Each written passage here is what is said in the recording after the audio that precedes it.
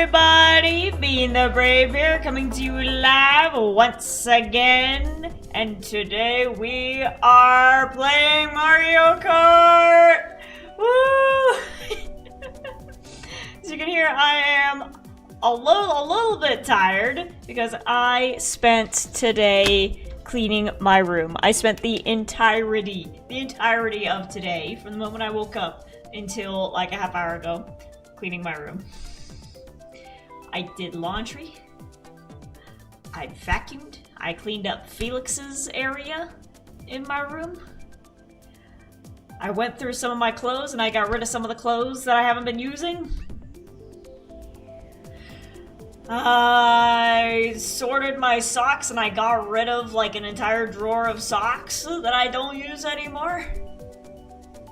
It's been a whole ordeal, but then I made some frozen pizza and I sat outside and ate it, and now we're ready to stream. Let me put my... I want to put my armrest down because that's more comfortable, but if I want to be tall enough to actually have my feet on the footstool, the armrests hit the desk. So I gotta leave them up. But now my arms don't have anything to rest on. Here, let me pull up the chat so I can actually read it. Anthony, welcome, welcome! I'll be here about Overwatch calls. Ah! Cheater. Mystic Wolf Plays says, I'm finally early! Welcome, welcome! I'm cleaning my room right now!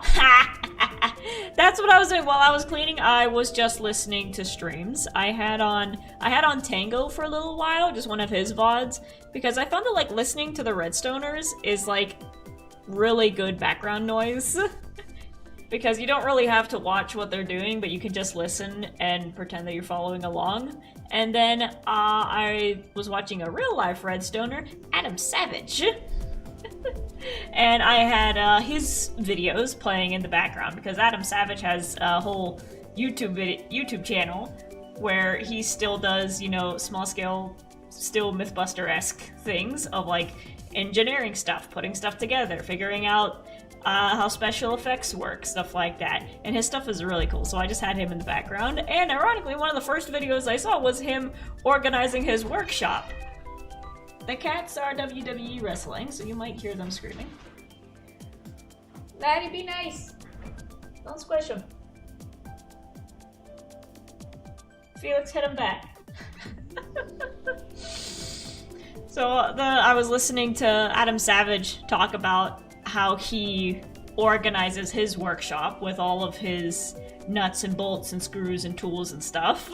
So it was fun listening to that while I was just organizing my clothes. And I didn't realize that like my closet area is pretty much my version of a craft room because fashion is my hobby. I love dressing up. I like buying pretty things and I like wearing pretty things.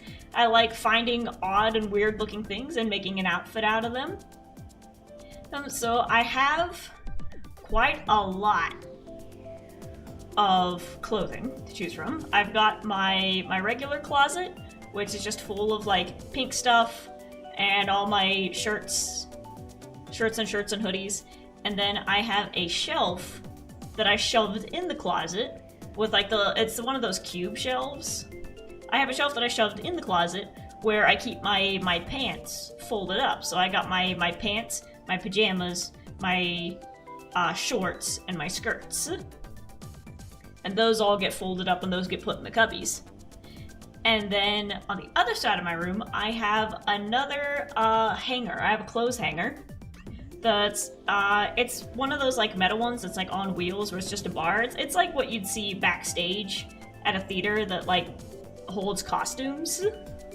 But I have one of those, and I have that on the other side of the room, and that is specifically for holding my dresses. And because it is now spring going into summer, I'm going to be using my dresses a lot more. So my room is it's full of clothes, which means that it's constantly full of dirty clothes because I'll wear something for like 2 hours out of the day and then go back into pajamas, and I'm like, this doesn't need to be washed, but I'm too tired to put it back in the closet, so on the floor it goes. and then it gets dirty, and then I put it in the wash after about a month of it being on the floor. So there's just a constant pile of clothes on my floor. I've gotten better at managing it, and that means that I've just gotten better at like shoving it in the closet so that it's not in my way in the middle of the room. It's out of the way, but there's still a pile that's growing. And then I usually have like my laundry basket full of clean clothes, because it's like I washed my clothes and then I put them back in the basket to bring them into my room, but I was too tired to empty out the basket, so now the clean clothes are in the basket, and the dirty clothes don't have anywhere to go, so the dirty clothes go on the floor, and the dirty clothes are next to the pile of clean clothes that I only wore for an hour, and I put them down because they're clean enough to be worn again. And then those two piles are growing because the basket is still full of clean clothes that need to be folded. And it gets out of hand very quickly, especially between having constant chronic fatigue and ADHD. Doing things is difficult, to say the least. But today, I woke up and I looked at the pile of clothing. I looked at the basket full of clean clothes, and I thought, you know what? I don't have anything to do today. I'm going to stream tonight. So for the next 7 hours, I should clean as much as I can to pick this up, because this is bothering me. And I finally have a day where I have the energy to do it, because I spent all day yesterday laying down. So now I feel a little bit better, a little bit more energized.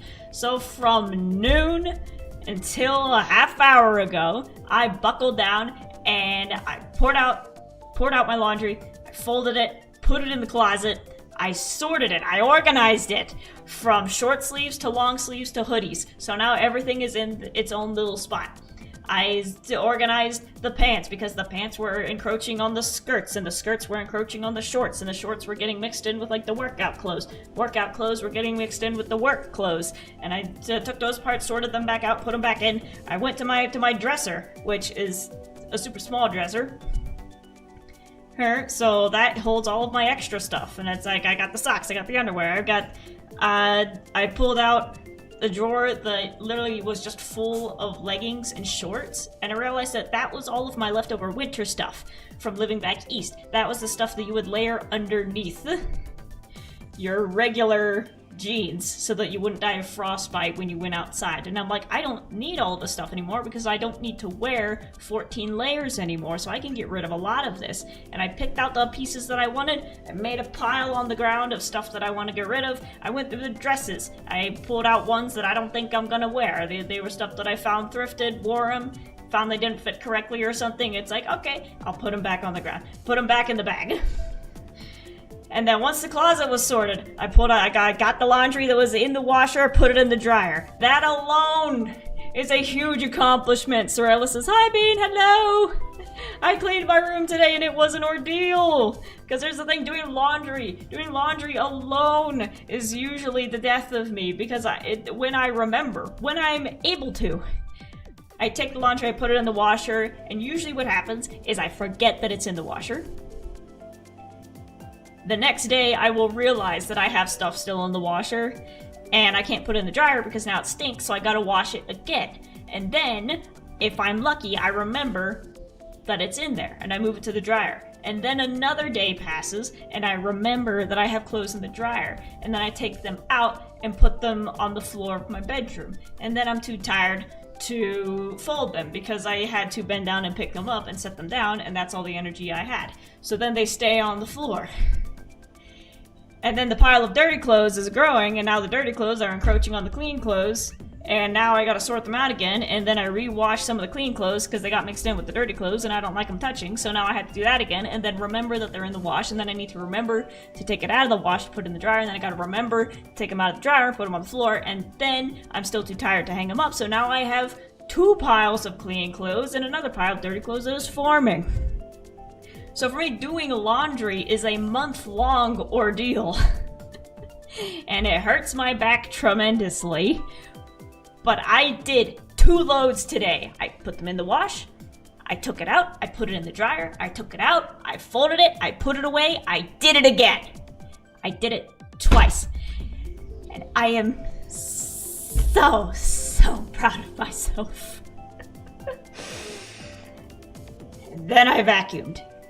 And that wiped me out, because a majority of the vacuuming had to be because of Felix, because Felix's stuff is in my room. So I got my room, and then I've got like a section of the room is like sectioned off to be Felix's area. That's where his cat tree is, that's where his litter box and like the shelf box thing is, that's where his food is off to the side. So he's got like a play area in my room, and that's where I keep like his toys, that's where I keep his stuff, that's where he can make as much of a mess as he wants, and no one's gonna yell at him for, you know, making a mess. It's like, this is where you can go to rip up your toys, leave cotton everywhere, do whatever you want, lay wherever you want. This is your section. But the problem is that because his food is over there, he kicks stuff out of his bowl a lot. He's a messy boy, and between me just missing the bowl when I pour stuff in, and him just constantly kicking stuff out of the bowl, he does it to the water fountains, he does it to the food bowl, is that he just takes his paws and he digs in it, and then once he's dug through it, he starts eating it. And he'll do that with the water. Well, he'll have to dig through the water and splash a bunch out, and then he's happy to drink. So, from him just kicking his food, my entire carpet was strewn with little bits of kibble, to the point where I couldn't walk without getting a piece of cat food in between my toes. And I'm like, this is getting a little bit ridiculous, boy. And Felix was like, too bad. I'm gonna keep doing it. So I threw him out of the room for a bit, moved his bowl over, got out the vacuum, vacuumed up all of his stray kibble pieces, so now you can walk without getting bits in between your toes. And this is a message from my mom. Mother, if you're watching my stream tonight, I want you to know that I emptied out the Dyson before I used it. I emptied it out into the trash can, and then I used it. Then I vacuumed. I took care of my whole carpet, and then I had to move stuff back inside my room, and then I had to rearrange stuff so that it looked nice. I had to find a spot for my purses, because I just got a bunch of cool looking purses, and I'm like, shit, I don't have a spot for these. So I just put some thumbtacks in the wall, and I hung them up, so now I've got a little display on the wall. I had to put my shoes away, because I have a collection of weird looking shoes to go with the weird looking purses. I'm like a Polly Pocket. I've got all my stuff everywhere.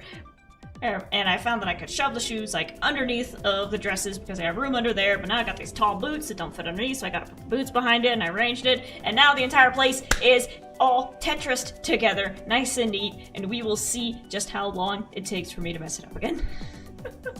But I am so proud of myself, and I am gonna hurt so bad tomorrow. But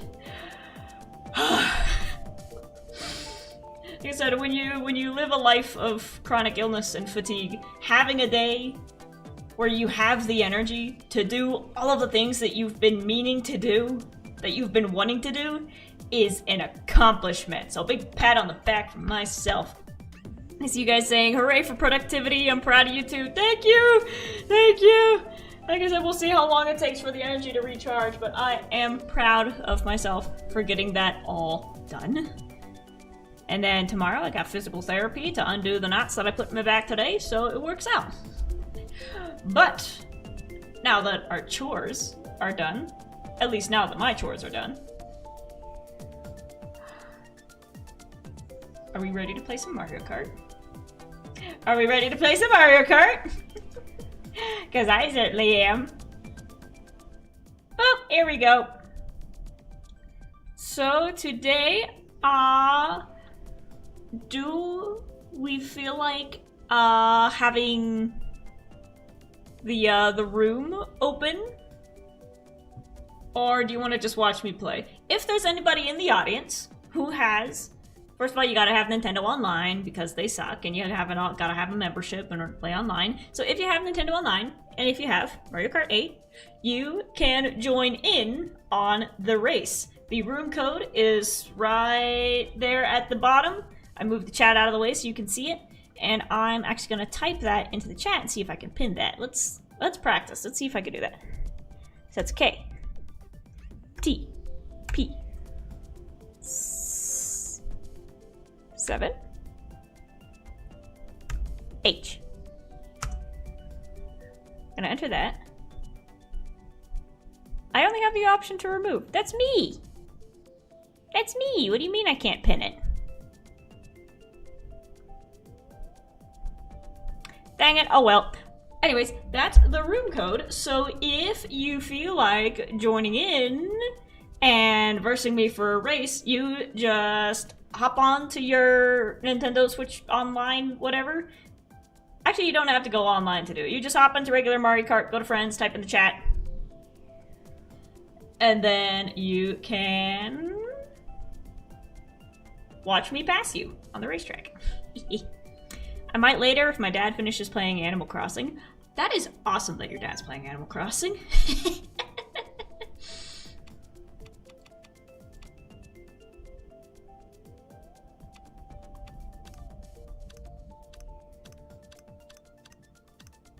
Oh, I forgot we have a bunch of these. We have a bunch of the mini games as well. But anyways, we have the 100, normal, round time. Teams, no teams, con vehicles, all vehicles, race count, 4 races. He's an addict? Oh no.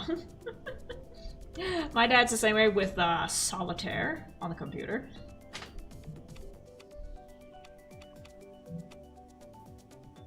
It's not letting me go through. Okay, I guess I gotta wait for somebody else to join in. Oh well, we'll just do regular online races, and then if anybody wants to join in later, you just sound off in the chat, and then we can head on over here and open up a room. But for now, let's head on over to our regular worldwide race. We're gonna go with Isabel. Our usual. Last time we tried out the bug car. Oh, is this new?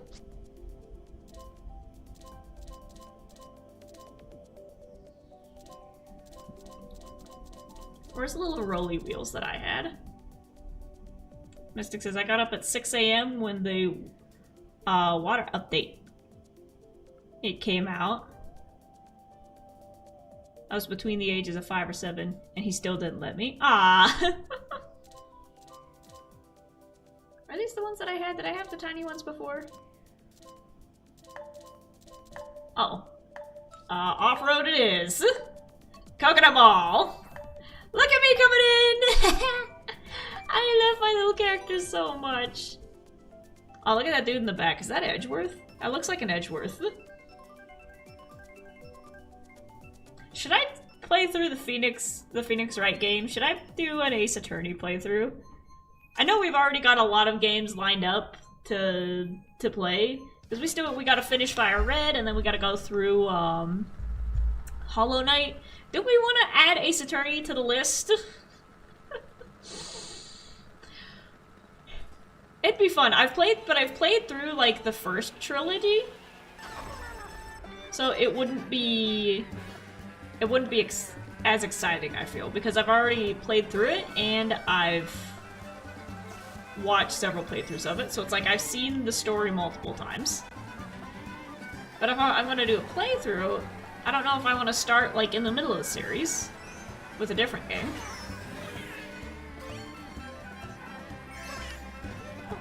These off-road tires are working pretty well. We selected them randomly, but these are actually steering pretty nice.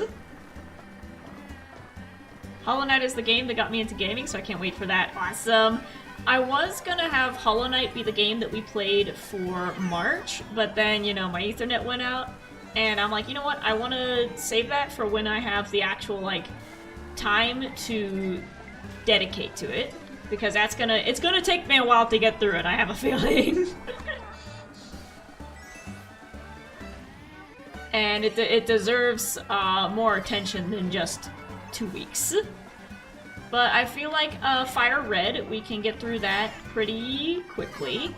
Because if I do a stream for like getting to every town, then that's like a set number of like 8, I want to say? How many towns are in Fire Red? I think it's 8. Somewhere around there. But the point is that Fire Red won't be going on for an incredibly long time. That'll be a relatively short series. Especially with me wanting to jump on there every day of the week. Like tomorrow I'm hopping back in. I'm going back in. So we should be able to finish that up relatively soon.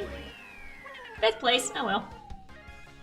And then after we're done with Fire Red, then we will head on over and finally get to Hollow Knight.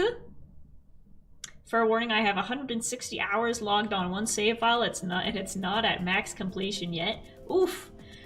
I don't know how far we're gonna get in actually like completing it, but if I can get to the end of the story, that's gonna be my goal. Is to at least get through the story.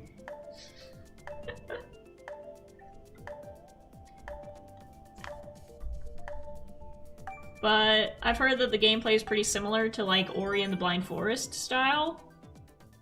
And on that game, they were nice enough to give you a death counter to keep track, and I think I was only in like the 3rd section, and I had already clocked in at like 270 deaths.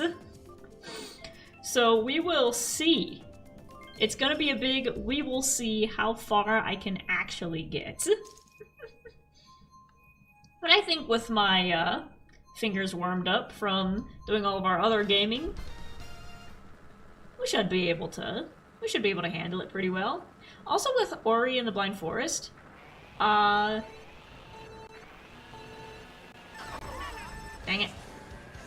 With Ori and the Blind Forest, that was one where I would pick it up and then put it down and then pick it up again.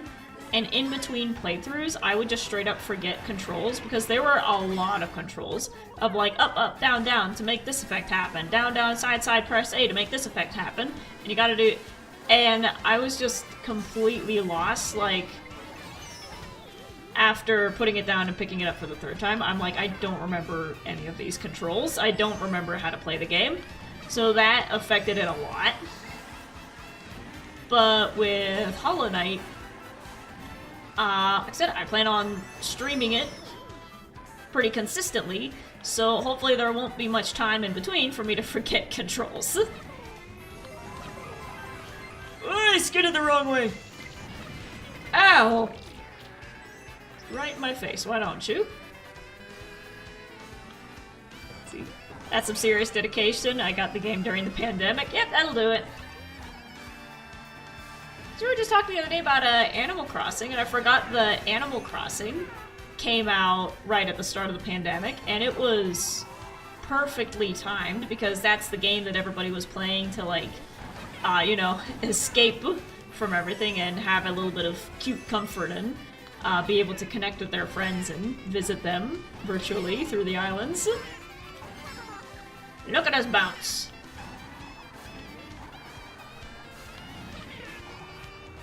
There we go. I also started up a new Animal Crossing island, so maybe after we're done racing, I'll head over to Animal Crossing for a bit as our cooldown game. Because I've been playing it a bit with my roommate, and she's gotten really into it. Like, she's almost like completed the game. You can't really like complete Animal Crossing, but you can complete like all of the little missions and stuff. So she's almost like finished with those. And I just started up a new island for the first time since I got the game. So I got rid of my Forever Island. I had to say goodbye to my villagers. But I started over, and now I'm still in the campsite phase. So I haven't gotten my house yet. But that should be there if we log in today. Ouch.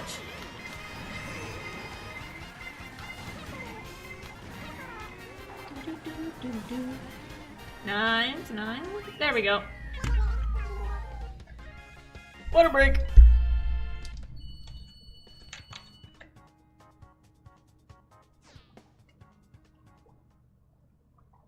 I love the person named Feral Rat playing as Pauline. Oh yeah, Mario Galaxy movie comes out this week. I don't know if I'll have time to see it for its opening week, but I definitely want to go see it in theaters, because that's gonna be fun. I'll see if my roommate wants to go with me. But I'm excited for it, because Mario Galaxy is like my favorite game of all time. Like, it beats all other games. And I really... Actually, it might be available. Sorry, there you go. It was a while ago.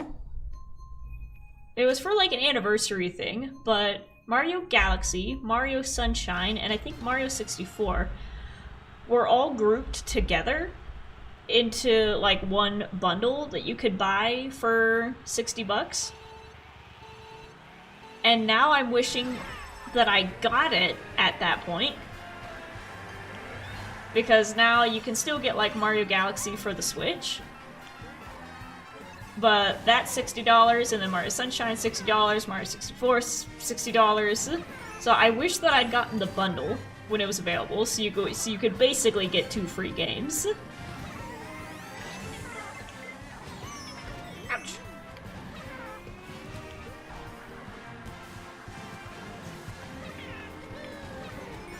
But right now I am... I just spent my money on Fire Red, so that's gonna be our game buying for the next few months, and then Hollow Knight is gonna be 20 bucks. So we spent our allowance for the meantime.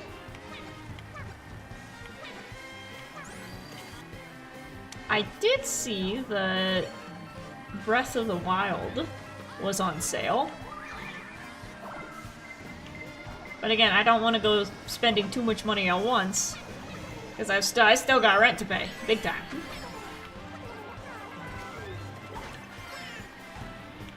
That's where I'd love to get to a point where streaming the games can help me pay my rent, so then I can just make my money back by playing the game. Ouch.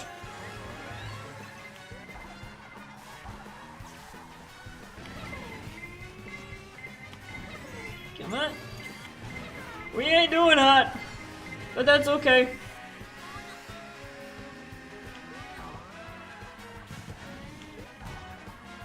You gotta tilt control the neck. There we go.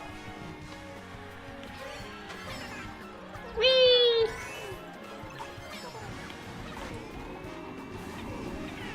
Hit the last curve, and not last. Fast you at the last second.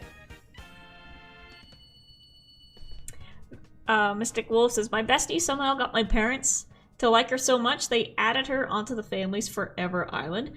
That is cool. That's so sweet that your family has a Forever Island together. That's awesome.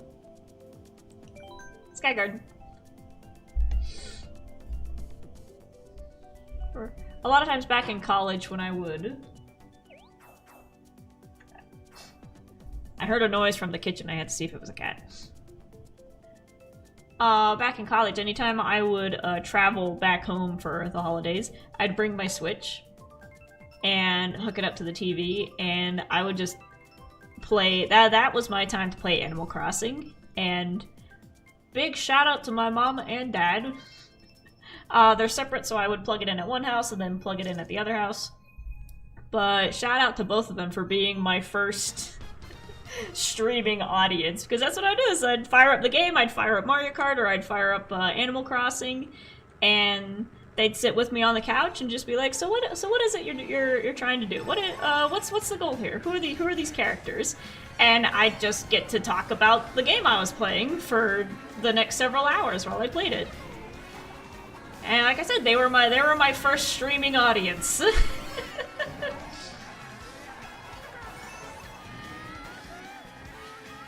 That was funny, he just screamed as he fell off the edge.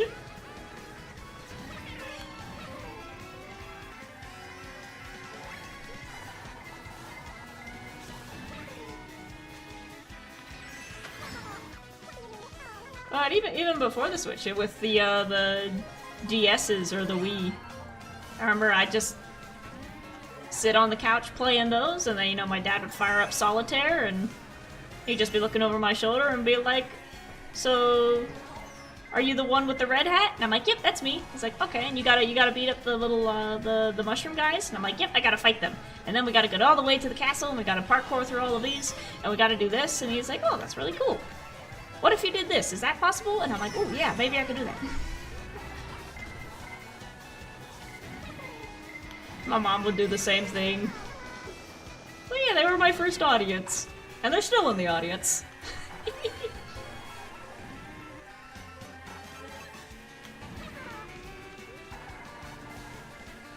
I hear people being like, oh, I'm embarrassed to like show my YouTube channel to my parents, or like, oh, my parents don't know that I do YouTube. And I'm like, ah, my parents were my first subscribers. They were my number 1 and number 2. Swoosh. And then as I got further into the actual like streaming stuff, 11th. Oh. It's a pretty consistent case of I don't know what you're doing, but I support you. And I'm very happy for that. Mystic Wolf says, lucky I told my parents about Hermitcraft and Amazing Digital Circus and they just called it weird. Aw, how dare they? I can imagine from like a parent's point of view, or like anybody who's just not online a lot, trying to explain Digital Circus to anybody who's not familiar with internet culture would definitely result in them calling it weird. Because I'm currently making an Amazing Digital Circus animatic. And at this point, while I'm making it, I'm like, I don't know how I'm gonna explain this one to my mom. Because she knows the Hermitcraft guys. As, you know, I'm like, these are the Minecraft guys, and then I take the audio and I draw them over top of it. And she's like, oh, that's cool, so these are the guys from the Minecraft game. And I'm like, yeah, they're the Minecraft guys. But for Amazing Digital Circus, I'm like, well, this is a talking pair of teeth, and this is a chess piece. The chess piece made the talking pair of teeth, and they're inside of a computer. I'm like, I'm not gonna be able to explain it. I'm just gonna say it's from a cartoon. It's from a cartoon, and people are enjoying it. So it's like, that one's gonna be a little bit hard to explain.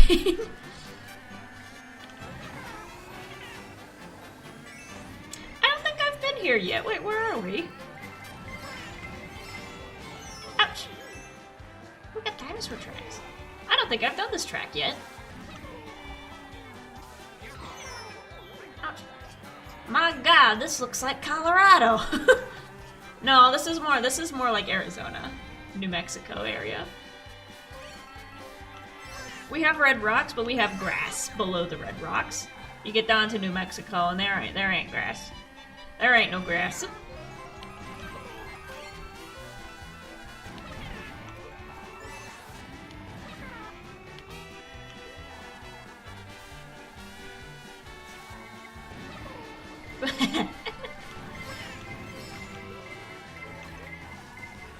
By the way, smash or pass a bubble from Amazing Digital Circus.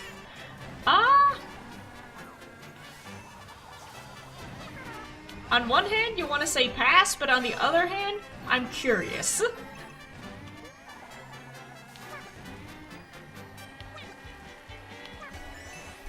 Initially, it's a pass, but then you think about it, and it's like, maybe.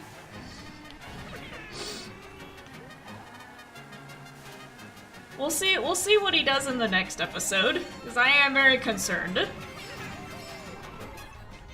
Ouch. Oh, the mushrooms came in clutch. We're actually gonna win this one. It's a case of what that tongue do. You know? I'm worried about the teeth, but the tongue intrigues me. What a sentence.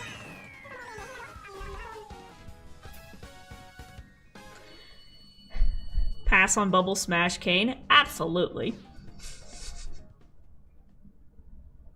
But he doesn't know what it is. He doesn't... Because when Zubel mentioned it, he bugged out. So you'd have to do some reprogramming. Good God, can you imagine him studying beforehand? Being like, I have searched the web. And I've come back with information on this activity. But it'd also be nice because his goal is to, like, you know, make people have fun. and make them happy. So as long as he's not having a mental breakdown over it,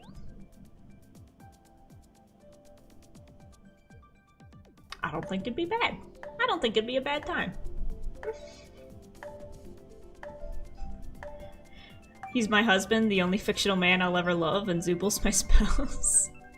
Are we still talking about Bubble or Kane? I would be his first love, it's so romantic. Well, now I'm still thinking about the fact that he's a mouth and he doesn't have lips, so like, how would a kiss go? Would you just give him a smooch on the eyeball, or just... Would he just full face press his teeth into you? I'm sure there's art that explains how... exactly how everything would happen, but...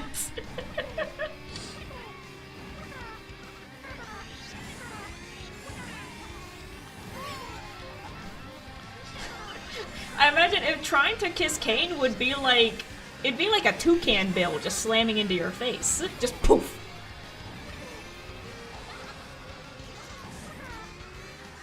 Would he like conjure a pair of lips for a kiss?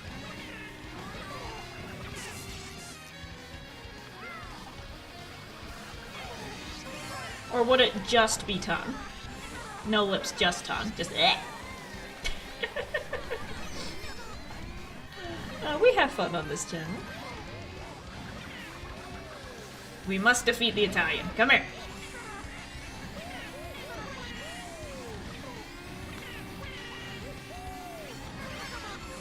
Get out of my way, please!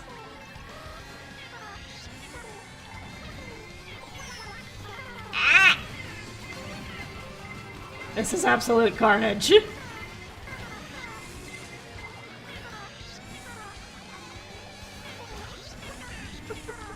I'm still thinking about it. You go in for a kiss and Kane just Madoka Magica bites your head off. Off the edge. My husband is Bubble, although Kane would be a comfort baby. Does Bubble even have a gender?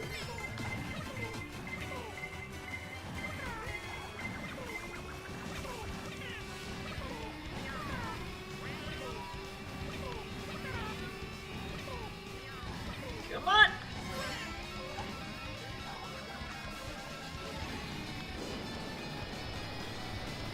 I'm trying to think if there's anyone in Digital Circus who I would classify as my type. Like I said, I guess the closest would be Kane, as long as he's not having a mental breakdown about it. Because, you know, he's funny. I'd love to go on an adventure.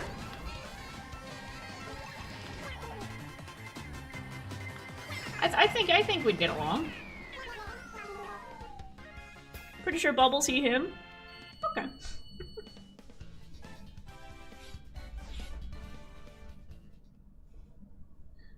Maybe Zubul? I feel like I'd be friends with Pomni. Pomni would be cool to hang out with. And Gangle. Like, I would definitely love to just hang out with Zubul, Pomni, and Gangle.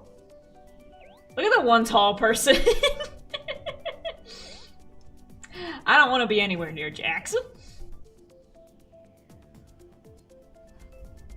I don't fangirl over bad boys with angst. I stay the hell away from them. I've met too many in real life to find that attractive in any means.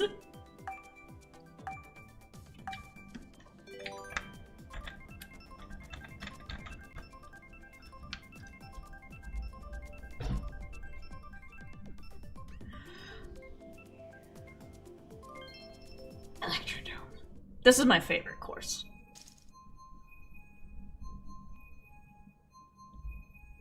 Honestly,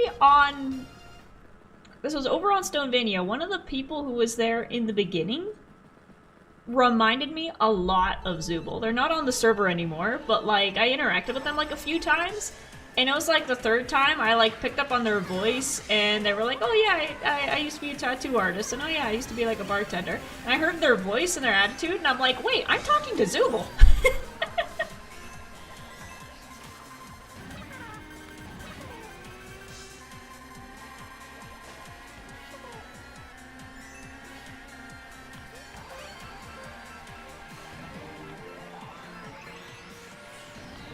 I think I've in real life I've met a lot of Zoobles and Gangles and Pomnies, and I've gotten along with them.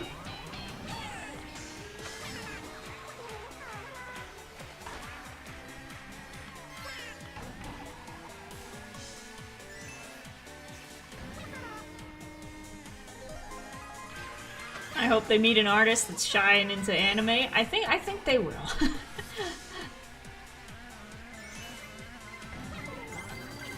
That's right. That was a person where one of the first conversations I had with them, they were talking about how they worked as a bartender and had to break somebody's jaw because they were getting too rowdy, and that it wasn't the first bone that they'd broken on a person. And like they literally had a notebook with a tally of the bones that they've broken on other people. And they had like 2 marked next to jaw, 1 next to shoulder, 3 next to arm. And I'm like, oh my god. Oh! It just glitched out.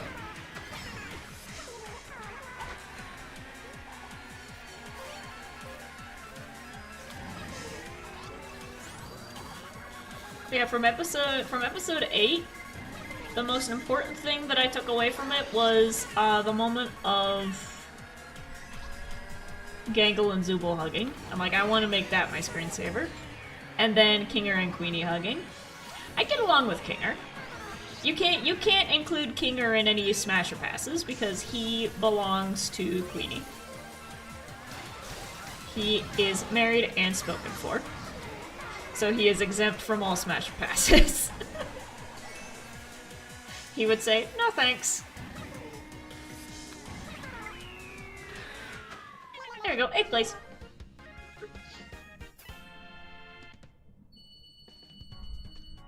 Although between the 2 of them, Queenie's definitely on top. 100%.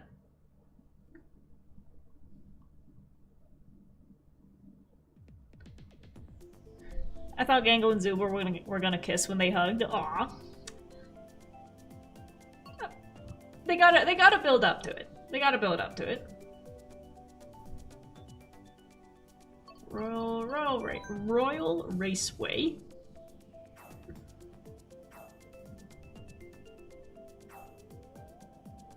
They're just now leaving the friend stage.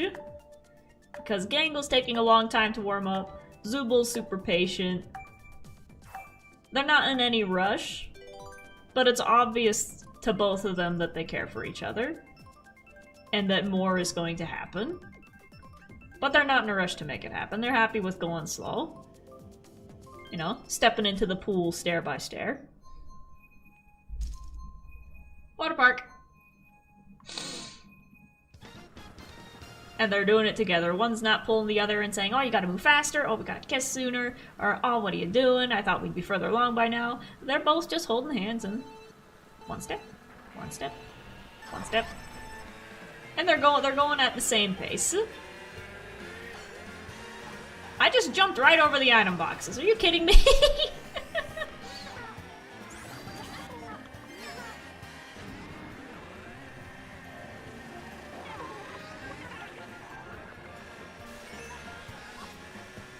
I was thinking of their moment in episode 7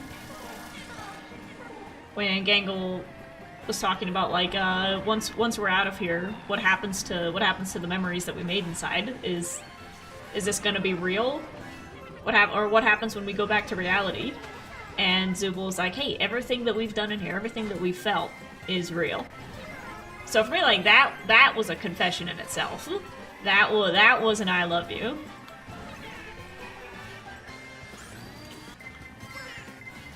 Smash Pass Orbs, man.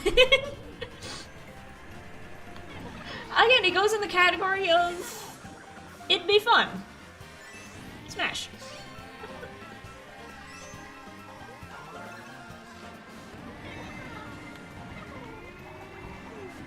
Wouldn't be able to understand a goddamn word, but with a body like that, you don't need to.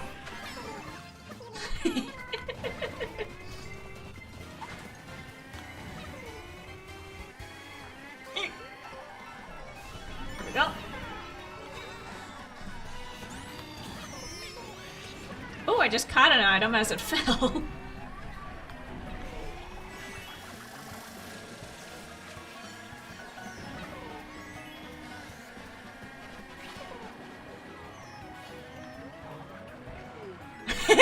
So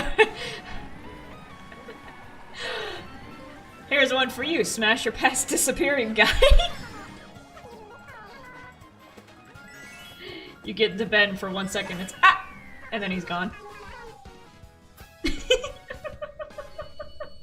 Just, ah, and then you're alone. Princess Lulu. That's a smash. That's a smash. That's a smash you could get creative with. I accidentally went back. That one. Smash for that 1 second. Just that. Oh. The disappointment. Oh. They always leave me.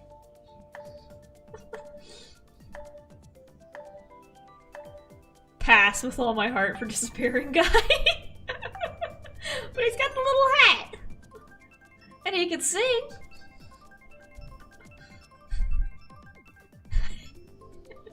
I'm picturing it like animated in my head.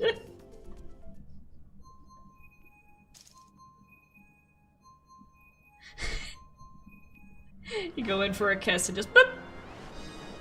Gone.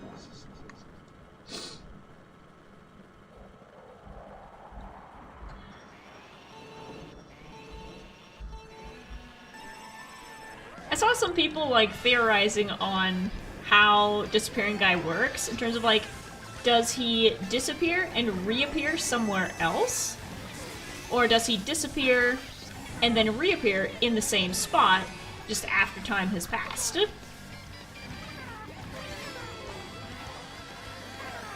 Because if that's the case, then you could just wait. But if he goes somewhere else, then it'd be a little bit harder to keep track of him as a partner.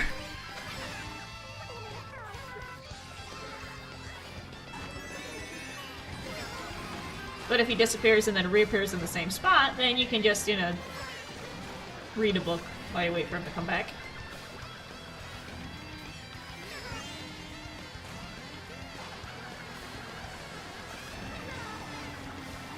I'm gonna die. I'm gonna die. Oh, there we go. Get out of my way, Rosalina! I know you've got your own movie now. Ow! I just got hit 17 times in a row. 18 times in a row.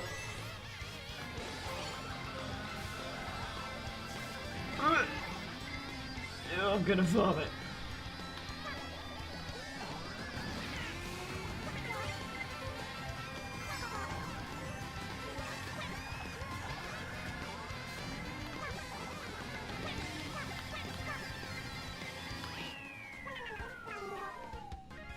I ship Disappearing Guy with Ming. Honestly, that'd be cute. Like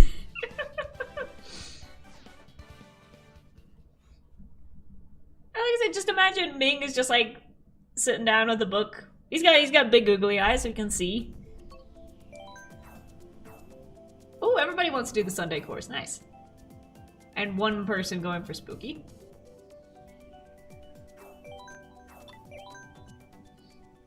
Ming just sitting there reading a book while he waits for his boyfriend to come back. Just boop. There you are. So as I was saying. Smash or pass Mario?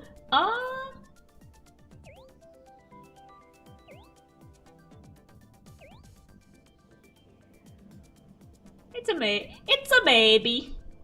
It's a maybe. Luigi, on the other hand. Honestly, when I was like in 6th grade, I had such a crush on Luigi. Cut the one random course. Come on, I want to race on the Sunday course. Rosalina, on the other hand. I mean, look at her.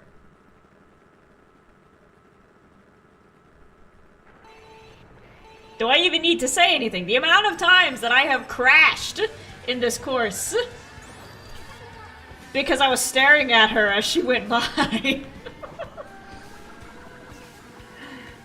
That's my kind of woman.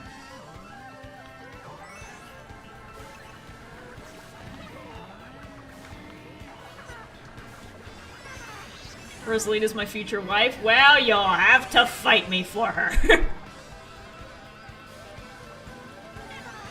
I want my tall space goddess.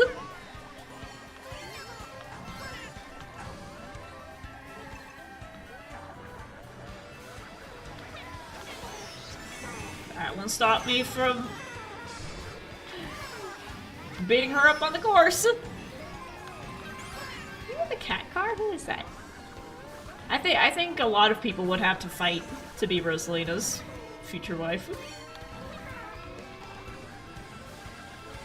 Or Daisy. I also like Daisy. She's a sporty gal.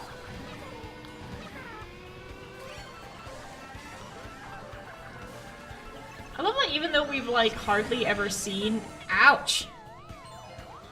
I love that even though we've hardly ever seen Daisy in any like mainline games,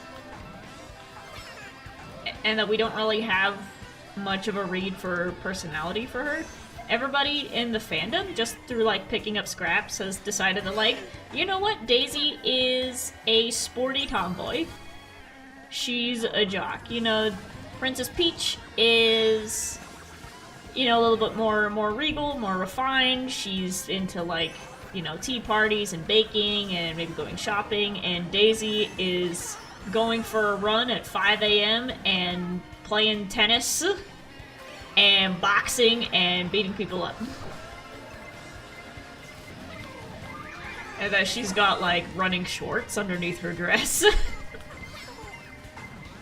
I like the idea of Rosalina just being super socially awkward because she's just been in space for 100 years and hasn't spoken to anybody. So when she's with the group, she's like, okay, how do I play checkers like a normal human? She's like, I'm getting a good grade at talking, something that is normal to want and possible to achieve. Whoop.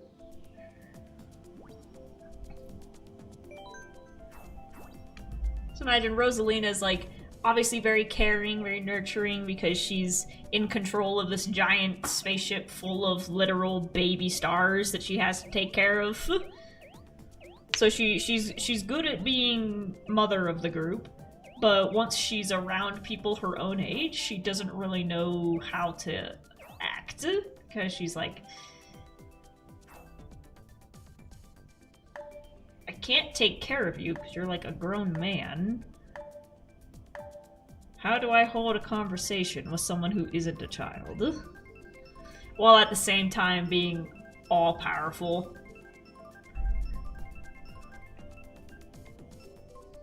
I think we're gonna get Coconut Mall.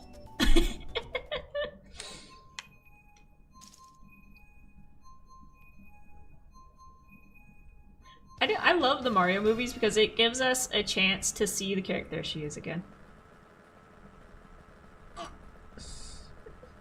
I love the Mario movies because it gives us a chance to see the characters outside of the video games, and we actually get to see them have a personality. Because in the games, they don't really have much personality, and nothing wrong with that, because the goal of Mario is always just to play the game, hit the bricks, hit the blocks, gather the coins, beat up the Koopas, save the princess. And we know bits of his and like Luigi's and Peach's personality just from seeing them in that little bubble of like pretty much when they're doing their job. But I like the movies because it gives us just a chance to see them outside of that narrative. And it's like, okay, who are you when you're not saving the princess? Who is Luigi when he's not cowering in a corner? Ooh. We get the sitcom narrative that we all dream of. Well, I just completely biffed that.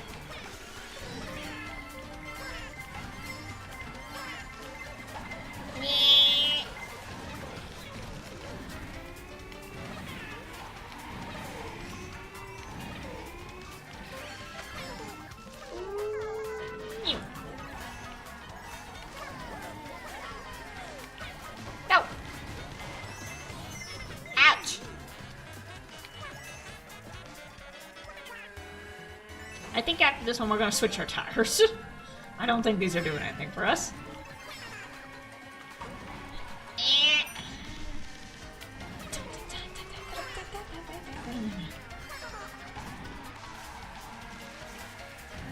Gotta lean. Yeah, I'm excited to see how Rosalina acts in the movie. Because again, we've never seen her outside of the games except for her just standing in the middle of the space station in Mario Galaxy and being an ethereal goddess.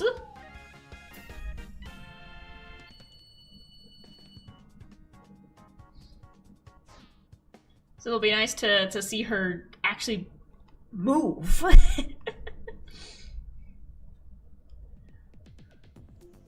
Ribbon Road. I'm good at Ribbon Road. Let's... I think it was sponge tires and which one did I... And my beetle car. My beetle bug.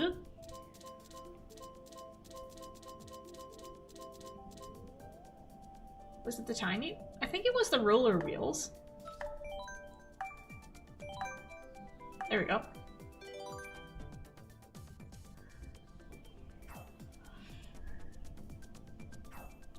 Mushroom Gorge or Shy Guy Falls? What will it be tonight?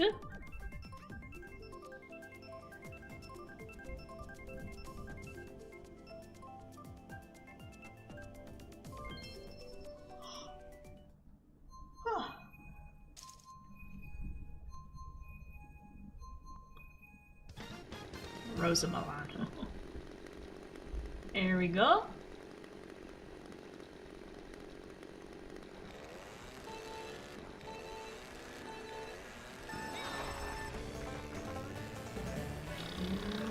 Here we go. So far, so good. I'm trying to remember the tires that I had before.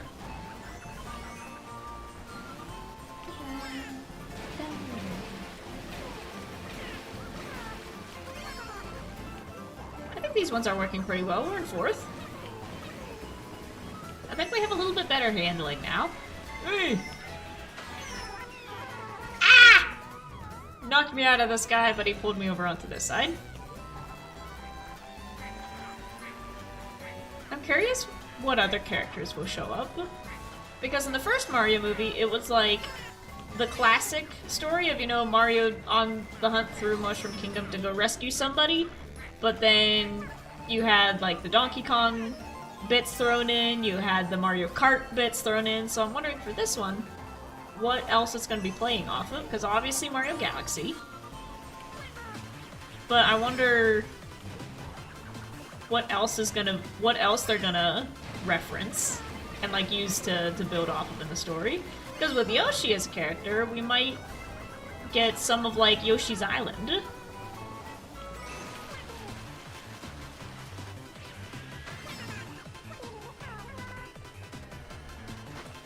It'd be cool to get a Luigi's Mansion movie. That'd be funny. I'd love that.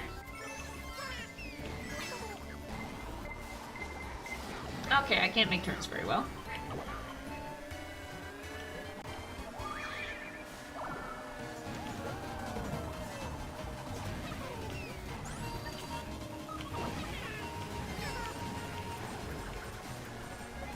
feel very slippery on the corners.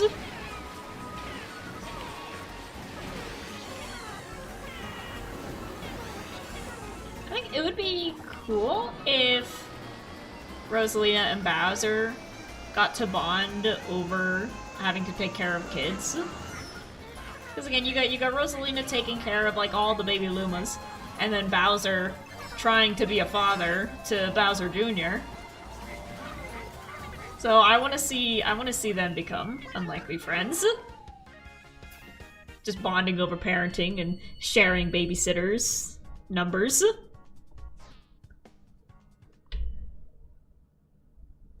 It's both Luigi. Luigi is the babysitter for both of them. He takes care of the Lumas, and they love him. He takes care of Bowser Jr. Bowser Jr. loves him. Rosalina's Ice World. Hello. I need to fix my car. I do not like these tires. Which ones did I have before?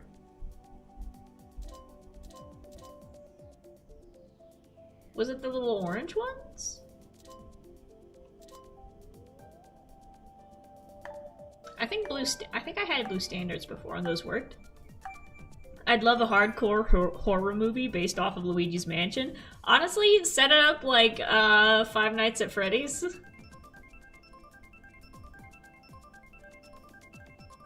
Send it out on Halloween. Or even if it's just like a short, it doesn't have to be like a full movie. But if they make like just a 6-minute episode in the Mario movie style for Luigi's Mansion, that'd be cool. More animated shorts in the Mario movie style would be cool. Again, just to see the characters in the world animated and come to life outside of the game. They could have a whole series of just various misadventures. And we'd watch it.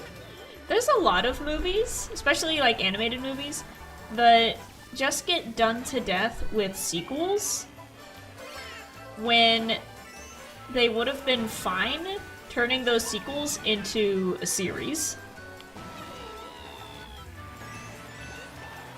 So like the Despicable Me movies. First one was awesome. I'll sit down and watch it any day. Second one, okay, pretty good. Third one, this is kind of getting ridiculous. Fourth one, I don't remember what happened.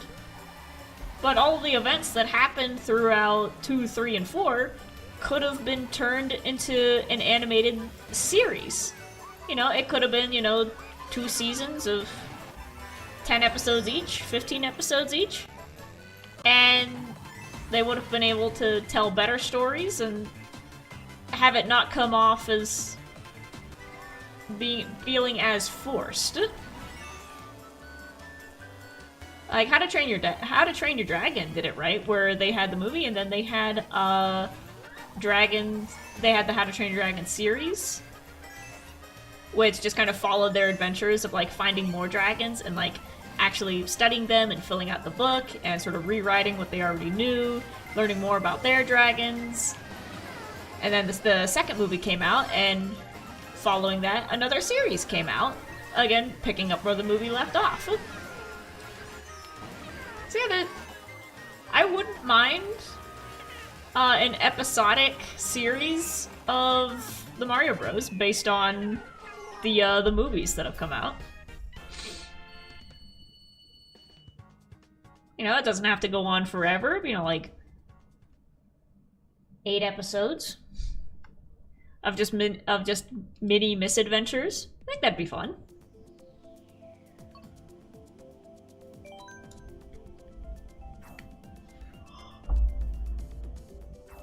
I gotta lean.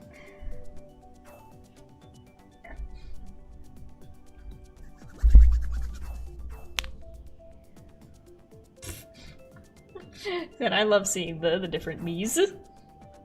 I said this last time, but I'll say it again. I would love to see an animated series based on Animal Crossing. Animate it super clean, make it super cute, but it's in the style of Parks and Recreation or The Office. And it's Isabelle and Tom Nook in the community center and the various misadventures of bureaucracy that they have to go through in this cutesy, cartoony animal world. Damn. So they make it very clear in the games that, like, everybody in Animal Crossing is only, like, on your island for vacation, or they're starting a new life away from the city, and they've got their parents that they're on call with, they're trying to start businesses, they're trying to reach goals, they're trying to start up, you know, a music career, they're trying to start arts crafts career, they're trying to get into, like, fitness goals and stuff. And it'd be really cool to have an animated series following the characters of the Animal Crossing world.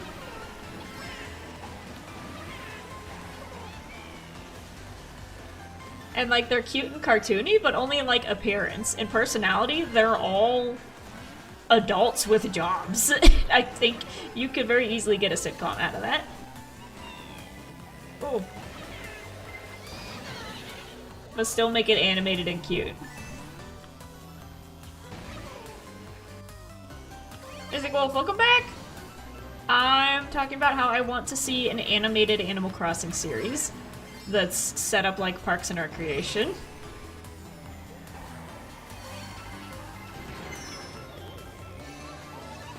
Because you can't tell me that Isabelle and Tom Nook are not the personas of Leslie and Ron Swanson.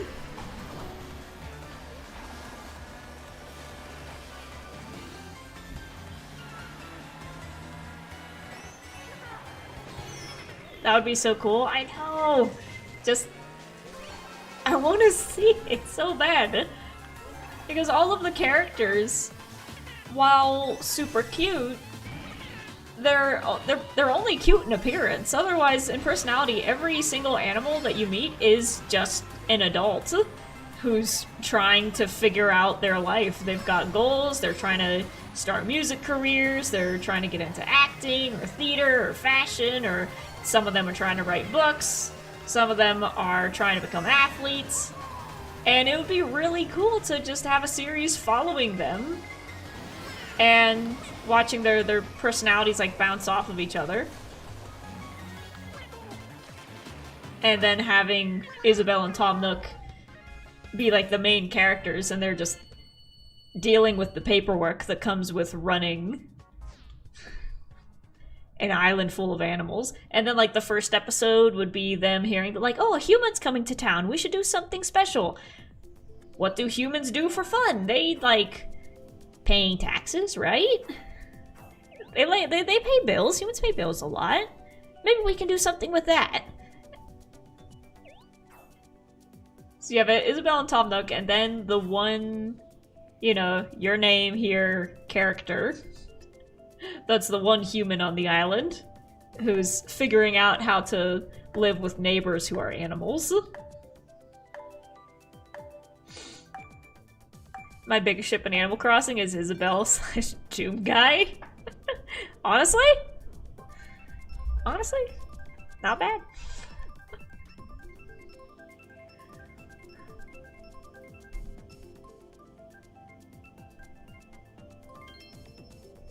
I want to see Tom Nook struggle with being a father to the two twins.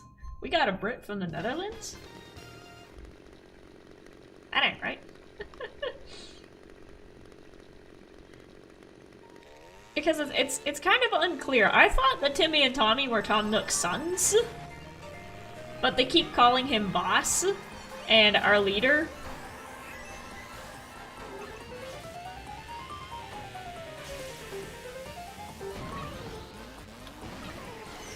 But in my mind, he's 100% their dad. And maybe they're adopted. Maybe he just so happened to like find a pair of Tanukis who needed a home, and he was like, I could take them. Maybe they're his nephews. But I want to see him struggling with having to take care of these two troublemakers who are just constantly trying to scam people. They're like, yes, yes, pay us weeds. Give us weeds.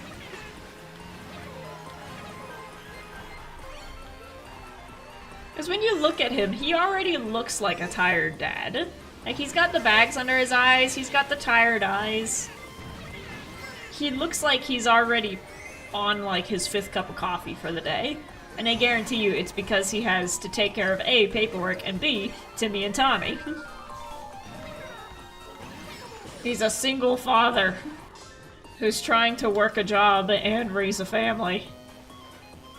He knows how to work a job, but he's not so sure about the child raising part. And then maybe Blathers helps him. Blathers also doesn't know anything about kids, but he's like, I know about animals. Does that help? Here, child, here's a prehistoric knife. Isn't this fascinating? I want to see Blathers as an actual character. I want to see him leave the museum and have a life, whether he wants one or not. He's like, no, I'm fine in here. Who's the, what's the name of the red chameleon? That catches the bugs? Flick! I want to see Flick be the absolute bane of Blathers' existence. Also, I've seen a lot of people ship, Flick and... What's the fishing one? The fishing beaver. Who shows up when you sell him fish. Is it like Chuck?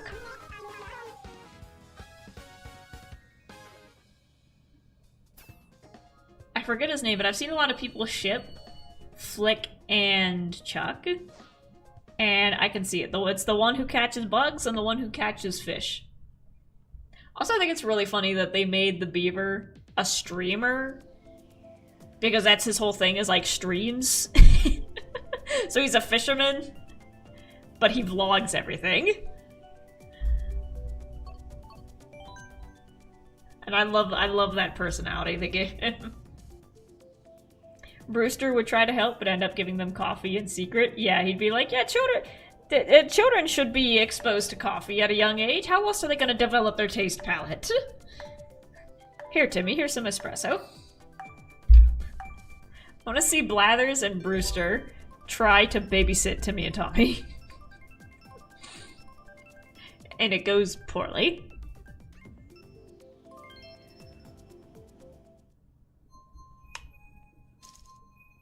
Also, the obvious tension between Tom Nook and Red, who just shows up and tries to sell people stuff. And Tom Nook keeps trying to kick him off the island. And it's like, oh, they have a history.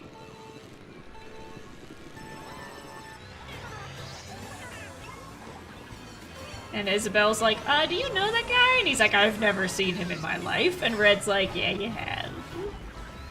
You remember. I won't let you forget. And the Able sisters? I want to see their personalities outside of the shop. Maybe even a romantic history. Oh, like I said, there's definitely tension there. It's like, what did you two get into?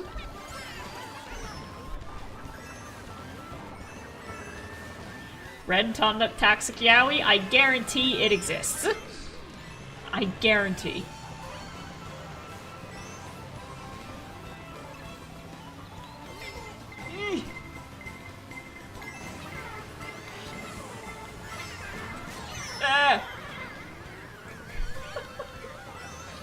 I guarantee you it exists. Yeah, I want to see the Able sisters because... What's all three of their names? You've got Label, Mabel, and the third one who, like, moved away, but she comes back every now and then.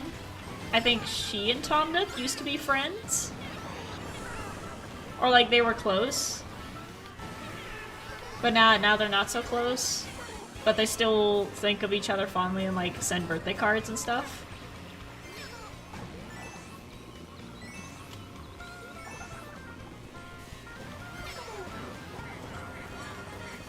Awesome. Nintendo, call me. I will gladly work on that series. And it doesn't have to be long, you know, just 10 episodes. Just a 10-episode Netflix special. It could work. Or better yet, upload them to YouTube. Screw Netflix. Fifth place, not bad. Talking about the Tom Nook Toxic Yaoi worked.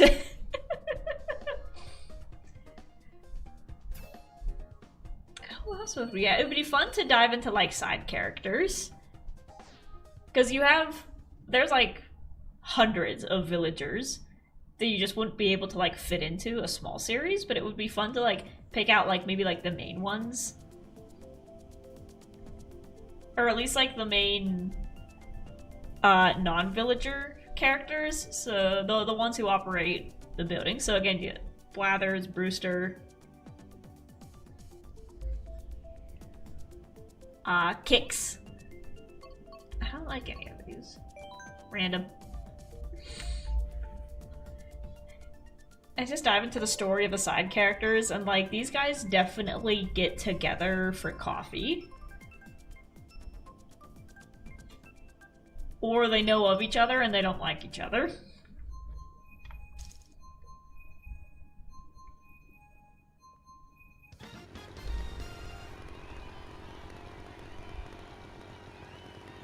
Maybe Kix keeps showing up at the door trying to sell shoes, and Isabel has to be like, "No thanks.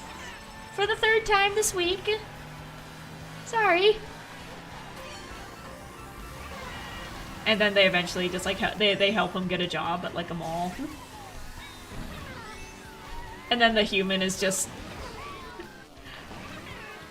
maybe the human is like the narrator character, or they're the main character, but they're simply witnessing the events happening around them, and they're the one sort of relaying it to the audience. I mean, I looked it up on Wattpad, and it definitely exists a lot. See, there's material here to work with. We can do this.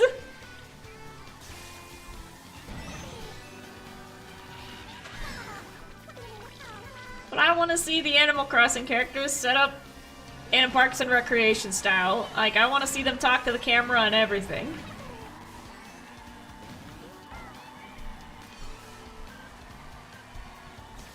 Like I said, what's the name of the guy who plays Ron Swanson? Nick Park? Something? I need to go do something. Godspeed.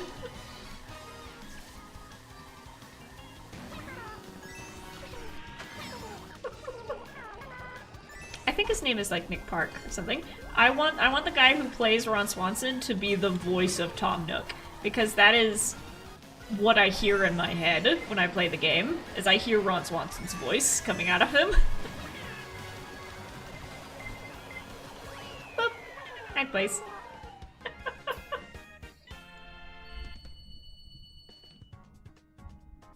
Honestly, a lot of the Parks and Recreation cast could be cast as voices for Animal Crossing. Like, I could see it. I could see it. Oh god, there's spicy ones? Yep. There is a fanfiction for everything. Like, I had the horrifying realization that, like, if you typed in Mythbusters onto AO3, something would come up.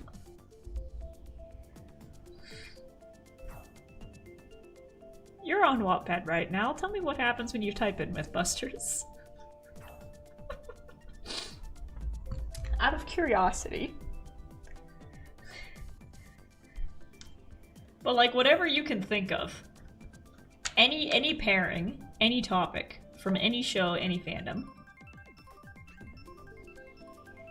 If you type it in, something's gonna come up. There's gonna be at least one, you know? I don't want to read it, but I'm morbidly curious.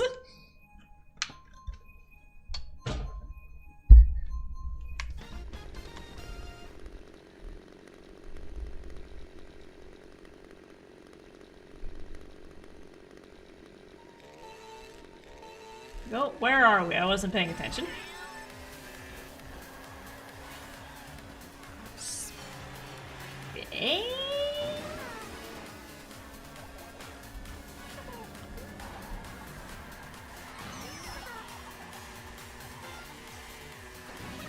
Spain?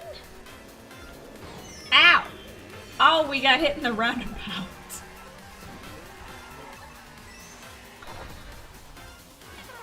Ouch. Oh, you can go inside the car?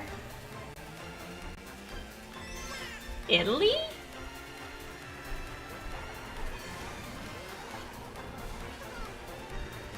Brother, where are we? What country is this? We're playing GeoGuessr and Mario Kart. What country is this?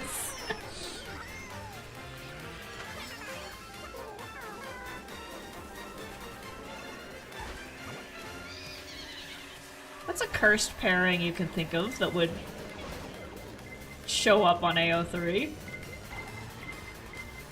So like I said, no matter what you think of, no matter what fandom, what characters, there's gonna be something. There's gonna be at least one. And do with that information what you want. You can just live with the knowledge that it's out there. Ow! Orbsman X Queenie. Aww. Bowser and Daisy. That's not that far of a stretch. I've seen art. I've seen art of her bench pressing him.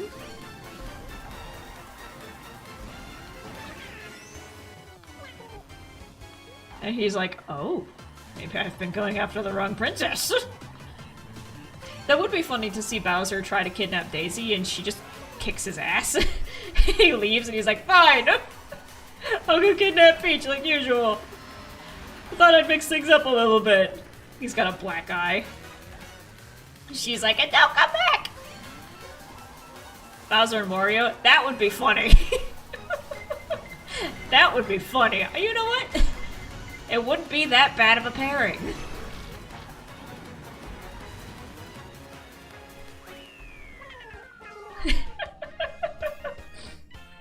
Mario and his cart. No, wait, I just remembered that there is in fact fanfiction for Mario X his hat. Because in Mario Odyssey, his hat comes to life. And people are like, oh?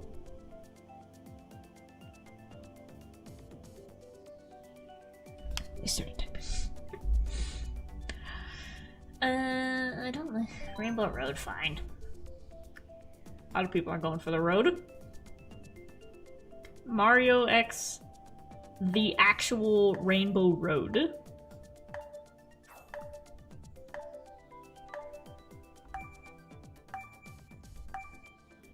Luigi and the Poltergeist 5000. It could happen. Somebody's definitely written that one.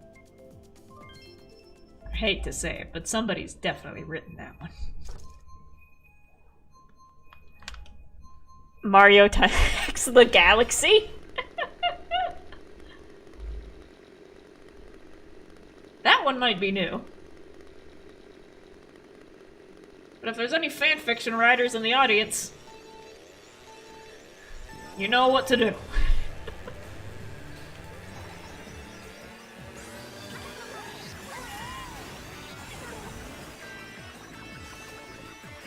Oh, I'm leaning sideways.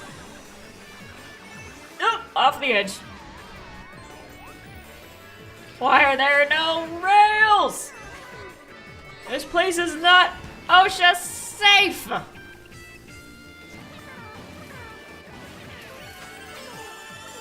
Mario X my childhood dog plush. If it's yours specifically, maybe not, but somebody has definitely written it with theirs.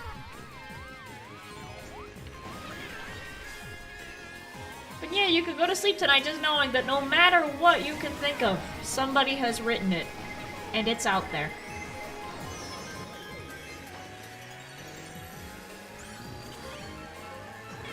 That also means that when you go to write your own fanfiction and you're thinking, oh, this is cringe, oh, this is, what are people gonna think of this? You can rest assured that there is, in fact, worse.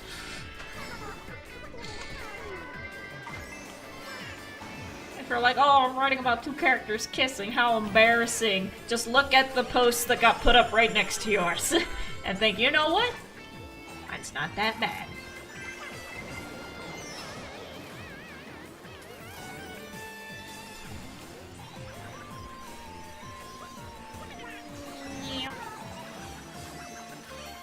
I'm still thinking about how would Cain kiss somebody. Just full mouth on the face, just like a big dog trying to lick you.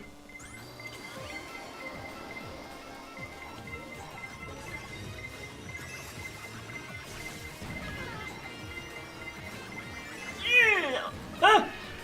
I made it.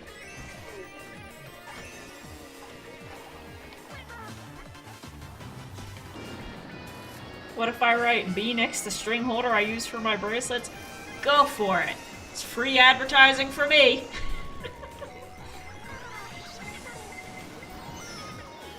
How would Cain kiss? Passionately. You know what? I feel like Cain's the kind— I just fell in the middle. I feel like Cain's the kind of person who would get distracted like halfway through a kiss. Like he'd lean in and he'd be like, oh, I just remembered something.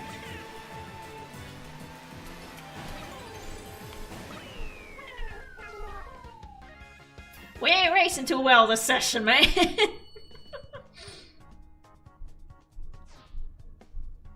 That's fine. That's fine.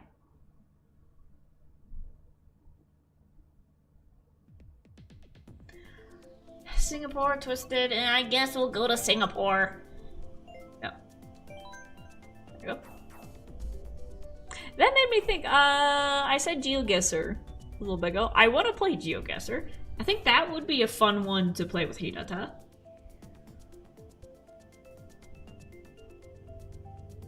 Because neither of us know very much about what places look like.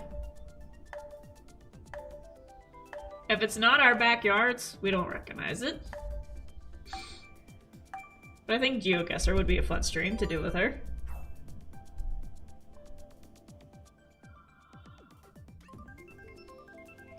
Yeah, said I don't know how much energy I have left for the stream today. What if I do a few more races and then we'll head over to Animal Crossing?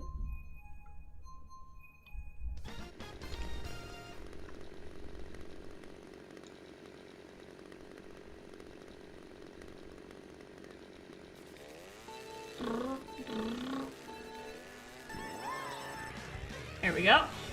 We will take the green road.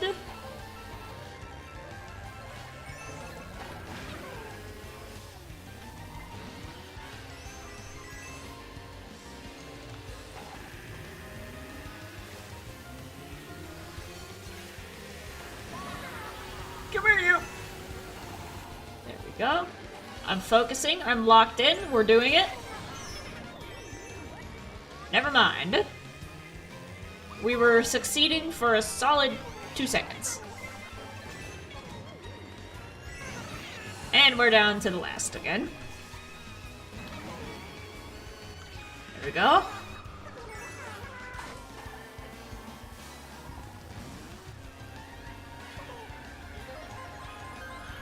Yeah, I think this will be the last race and then we'll head on over to the Animal Crossing island.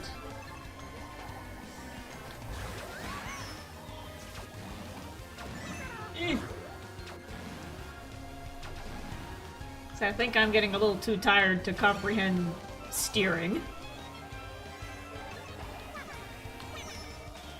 Whee!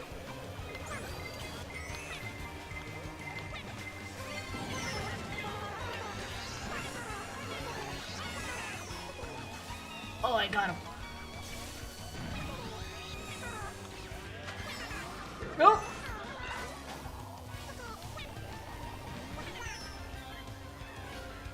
Yeah, there we go, that's what I'm talking about. 4th place.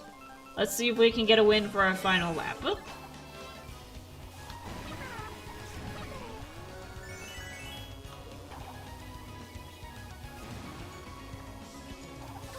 there's a secret ramp over there. I didn't see that before. There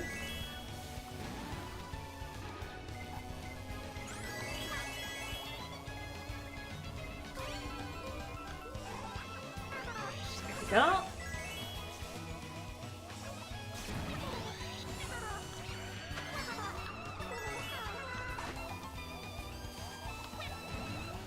And we're gonna get 4th place. Not bad after a whole series of 11ths. I will take that. Look at her, she's happy. She's happy.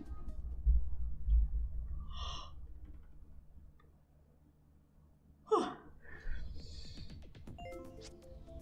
I go?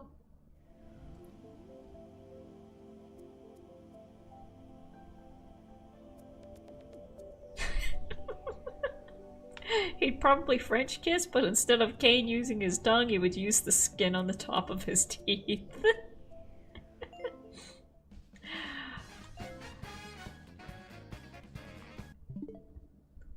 I guess we'll never know now, seeing as though he's no longer with us. It's all up to speculation at this point.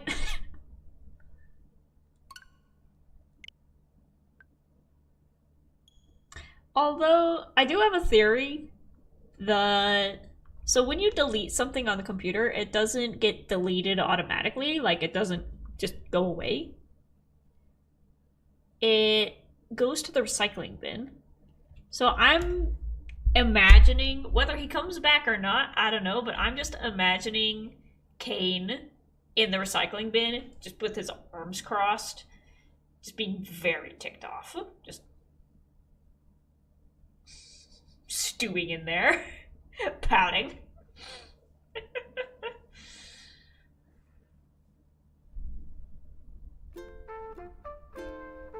Release the fan artists! Absolutely. I'm sure there is art, but I just don't want to see how would someone whose head is a mouth with no lips engage in a smooch. I'm curious. For scientific reasons. I gotta go. Good night, Bean. Good night!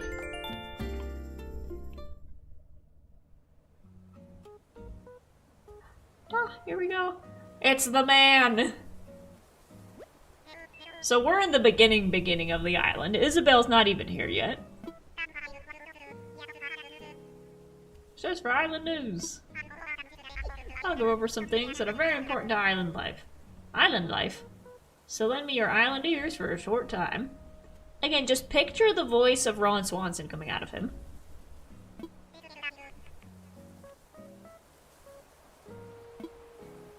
I can hear it so perfectly.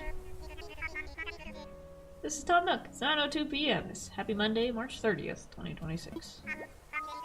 Bunny Day is nearly upon us next Sunday. Thank you for telling me that. I had no idea. I found a very pretty candy egg a moment ago, and I'm certain there are more to be discovered. After today's news... Blathers is here! Blathers is here! Oh yeah, my last island was named Beans, so I named this island More Beans. Blathers has a keen interest in biology, past and present, and he's here to study more beans. Sincerely hope everyone lends their cooperation. Inquisitive residents should stop by his tent for details.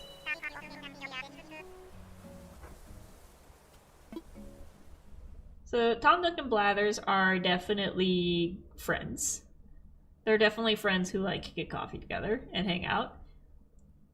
But Tom Nook is more interested in like keeping all of his paperwork in order, and Blathers is more interested in natural history. So it's a setup of their friends, but they have no idea what the other one's talking about. But they'll listen anyways. Greetings from our Happy Home Academy! Our goal, we want to help you make your home the best that it can be. Give me that present. So this is my first day having a house. Ooh, I ordered this last time. My glasses! I had to order glasses.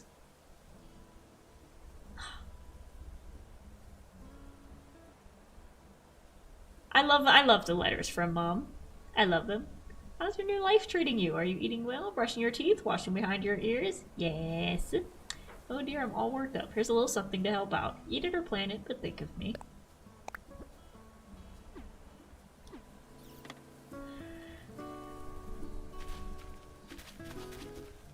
That would be scary if I didn't know who that was. Hi. Okay.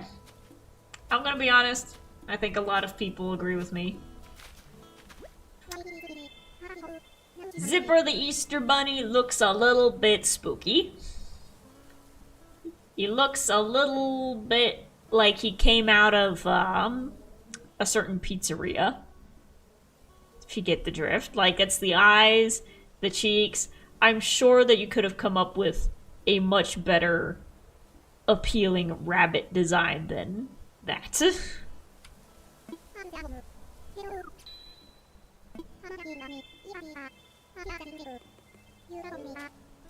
You can call me Zipper. I'm sorry, I don't know how to clap yet. They didn't give me the emotes.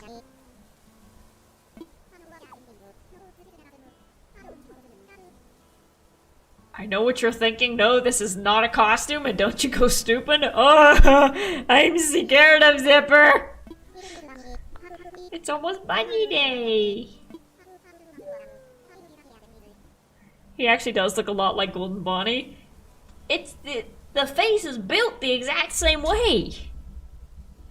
He said in the world of Animal Crossing, of appealing animal characters, they could have come up with a better design.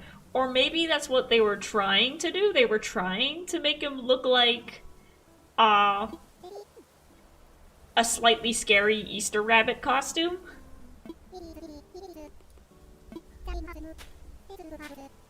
So like you have the regular rabbit villagers and then you have this one specifically that looks like the Easter Bunny costumes that scare children. There are 6 types of eggs hidden around the island. Well, seeing as though I can't access the rest of the island yet, I don't know how much luck we're gonna have.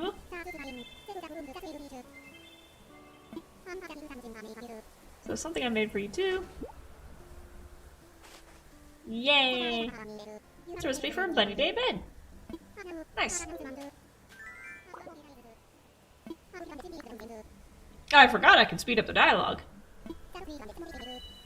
More recipes I'll hide. If you find and craft all the DIY recipes I've hidden, you'll get a super dupery present from me. It's gonna be the wonderfully wonderfulest Bunny Day. He talks like Tigger. But anyways, I hate to disappoint you, sir, but... Oh, hold on. Oh yeah, he needs 6 types. So we got the green ones. I hate to disappoint you, sir, but I chose an island that has a river that blocks my path from the rest of the island. And until I can craft a little pole vault, I am stuck in the center. So I cannot leave this main area. Ooh. I have a fishing rod, I have a watering can, I have a slingshot, I have a bug net. Ah. But the tulips I planted are coming up. There we go, so these are my starting villagers. I got Mr. Crummy LaCrew, Sly, little camouflage guy. Can't catch anything.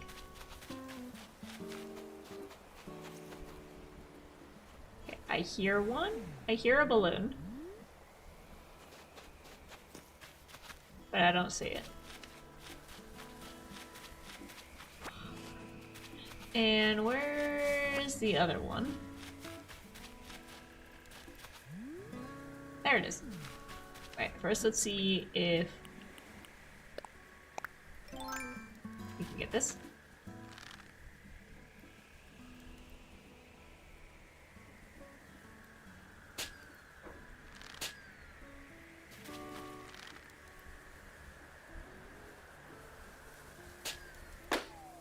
Got it. Oh, right in the fire.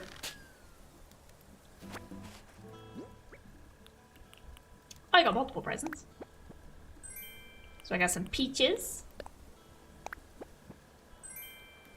Got a recipe for wooden end table. And I got a cut leather skirt.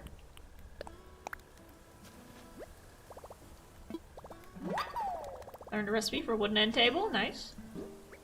Because last time I played, I don't know if I was doing something wrong, but I was severely lacking in actual recipes for furniture.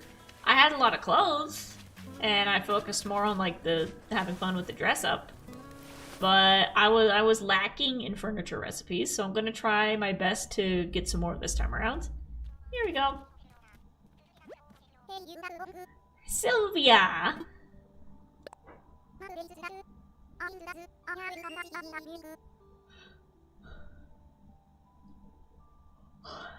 I looked her up on the Wikipedia, and her little baby doesn't have a name. So,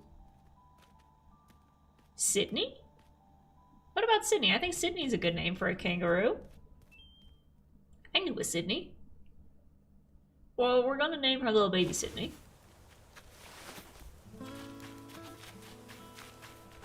And I'm gonna pick up some sticks. I'm gonna pick up some sticks. I'm gonna pick up some weeds. A bird.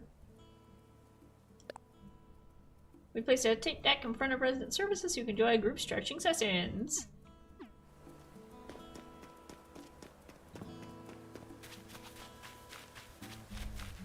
Oh, where's Blathers? I set up his tent down here. There he is. Hi, Blathers! I love him.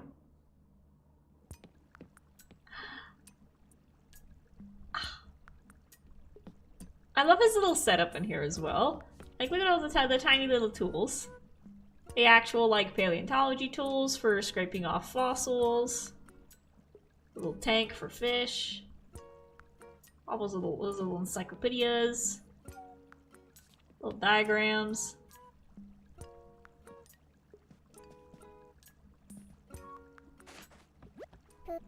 I like hanging out with Blathers because I usually play Animal Crossing at night, and he's like the only character who's awake at the same time.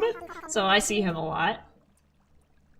I'm interested in the ecosystem of this island. Thus I have come to conduct research, if you will. Could it be that you are being the personage who chose the location for this tent? I am. Splendid job indeed. Thanks to you, I was able to alight on this island with nary a ruffled feather. I just realized that in my Hermitcraft fanfiction, I write Zedaf to sound a lot like Blathers. I love scientist characters. They're fun. You can do a lot when a character knows a lot, but has not much room in his brain for anything other than knowledge.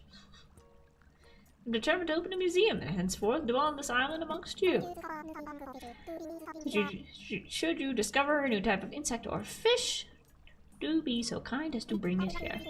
I also plan to exhibit these creatures as well as those you gave Tom Nook in the museum upon its completion. Yes. How long until we meet Zed? It'll be a while, but it'll be like halfway through the first book. So he'll be coming soon. In the chapter that I'm writing right now, we're about to meet Cleo. As your little spoiler for what's to come. So we're gonna meet Cleo soon. And then in a few chapters we'll meet Zed. And I think that's it for like character introductions. And then for book 2, I'll introduce Pearl and Gem like a story early. So they'll be joining for like Island 6 and 7. Just so that I have more time to write them, because once book 3 happens and we go to Island 8, There isn't gonna be much time for new character introductions. Because something's gonna happen. So I'll introduce Pearl and Gem at the start of book 2 and have them join the crew early.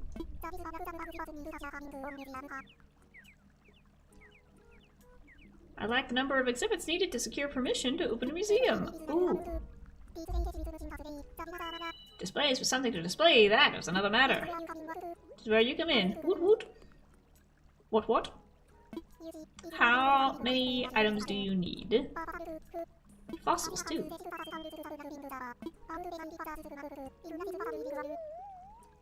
I bet my pin feathers, this primitive plot is flush with the fossils I require. But the river, you say, oh, are you gonna give me the pole so I can get across it to the other side? Nice, that's what I need. Because I am literally trapped in this small section of island.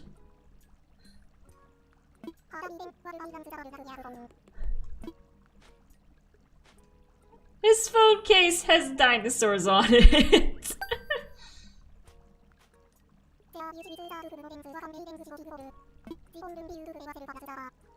There we go.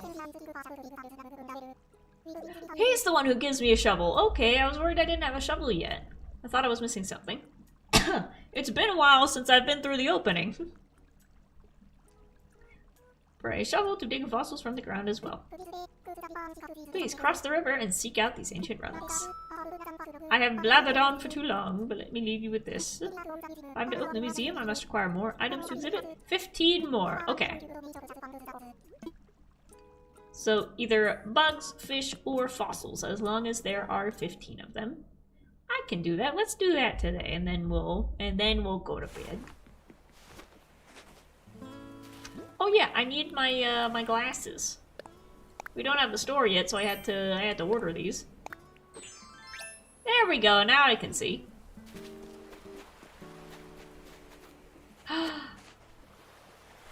My God! Like I said, can you imagine an Animal Crossing animated series? And then we get to learn a little bit more about this guy who just crashes on the island, and Tom Nook is like, just push him back into the ocean. It's fine. I gotta poke you a few times.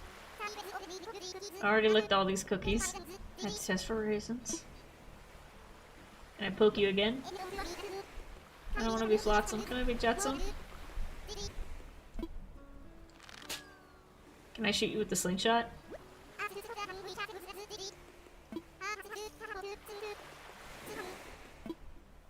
How many times do I need to poke you before you do something? Come on, Gulliver. No, I'm not giving you 5 more minutes. There you go.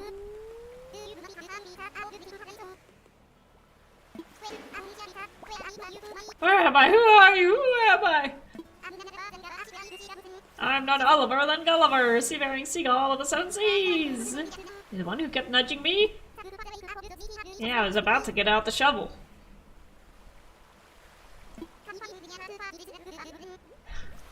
Can you forgive this waterlogged bird brain? Sure. Dozed off and tumbled overboard. Sure. Sure. My crewmates love it when I slip over the bow. I just called for help using my handy dandy, Are you missing a phone? You lost your phone? This isn't handy or dandy. It's all cracked and busted. Looks like it's missing a few parts, too.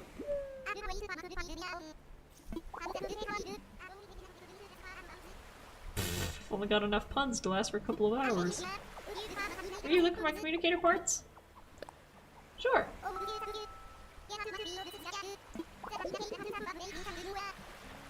Probably buried in the sand.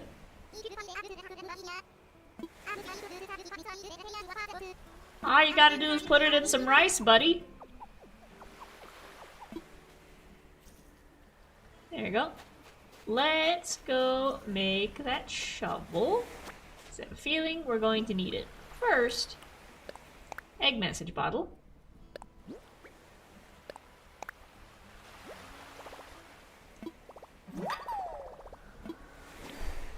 There we go.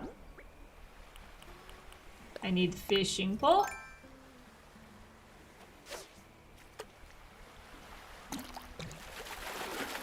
Pick up one of these.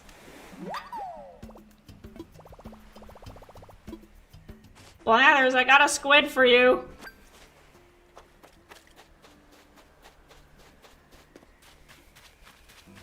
Spider. Hi.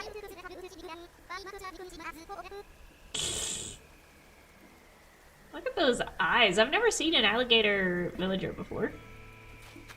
Oh. I just clicked the arrow buttons for my tool belt, but I forgot I don't have it yet. Let's see if we can catch a spider.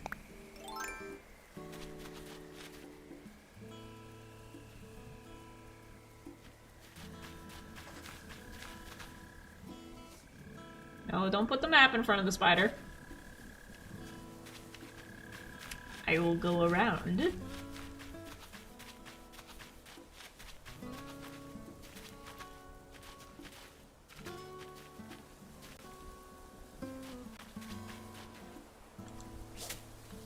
Ah!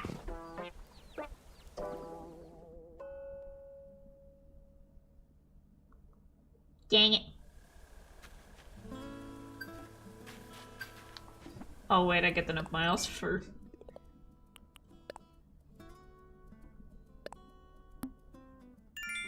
Oh, I got that for catching the fish.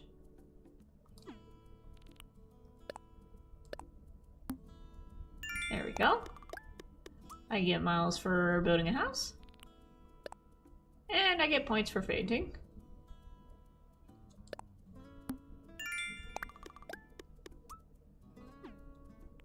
Lovely. I'm going back in for the tarantula. I want that to be the first thing I give to Blathers.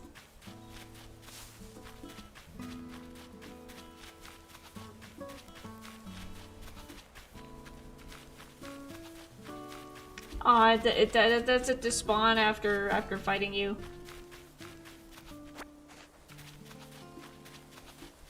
Dang it.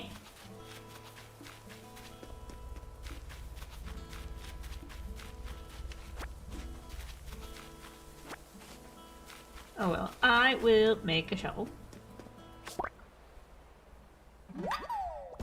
I got a moth.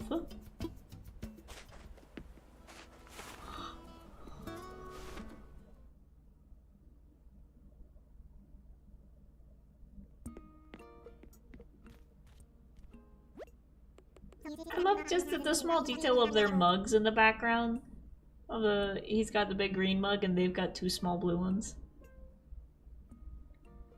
So you see, since the number of homeowners is increasing, I agree that we need to build a shop. However, when it comes to building supplies, our customers' homes should take priority. I have every confidence that you'll find a way to handle this little puzzle. Two of you have been training under me for how many years now? This should be a piece of cake. So like, he makes it sound like they're his employees, but I'm pretty sure that those are like his nephews or something. Are you happy with your home? Is it meeting your expectations?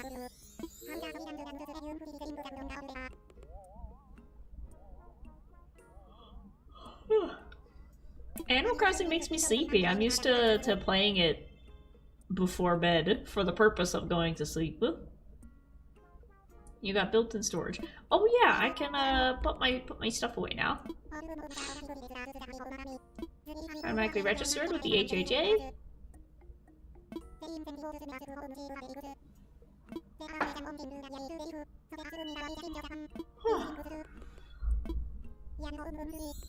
For new home loan, that'll be 98,000 bells, please.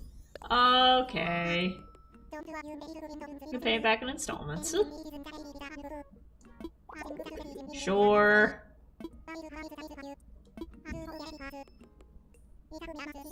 Premium miles redemption. Enough miles ticket. Got a voucher, so now we can go to other islands.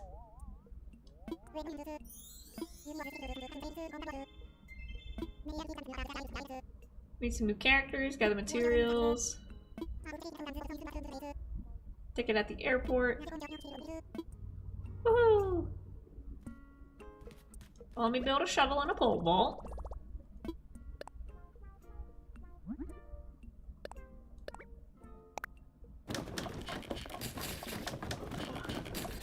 then we'll see what critters we can catch.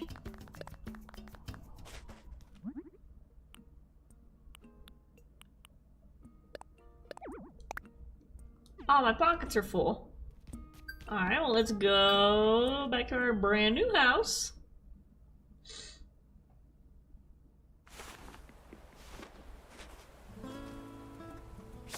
Moth.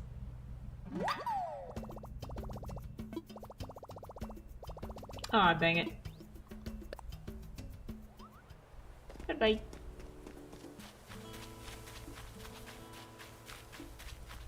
Let's go drop some items off. Are you gonna be outside of my house all night? Bro.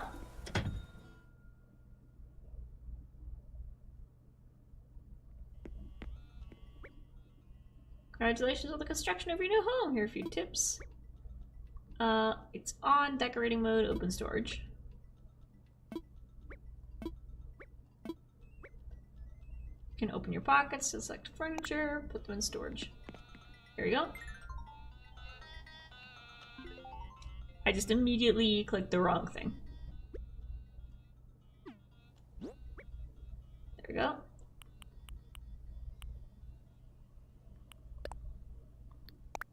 Let's put the wood away.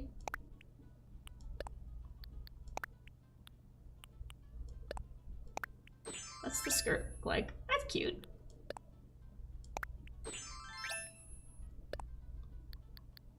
We will put that away. We will put the stone away. We will put the eggs away.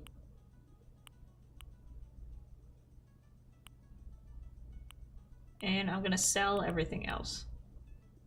No, wait, I'll put the peaches away so I can grow a new tree. The wasp nest, I need weeds to make medicine out of that.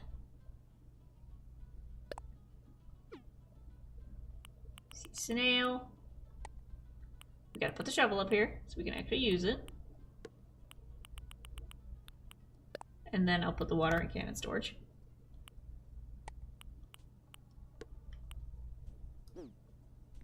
There we go.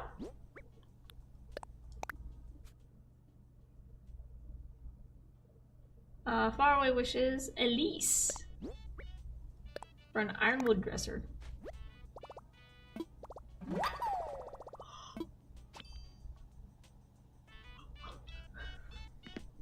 Away we go. Now we got our tools.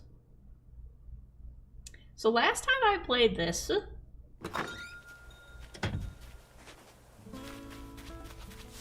I was stuck with the outdoor DIY bench for ages. I got the recipe to make like the ironwood DIY bench, but for that you needed a wooden DIY bench. And I never got the recipe for a wooden DIY bench. I only had the stump. So I'm not sure where I missed it. Benches and kitchens can now use materials and ingredients in your home storage. Nice.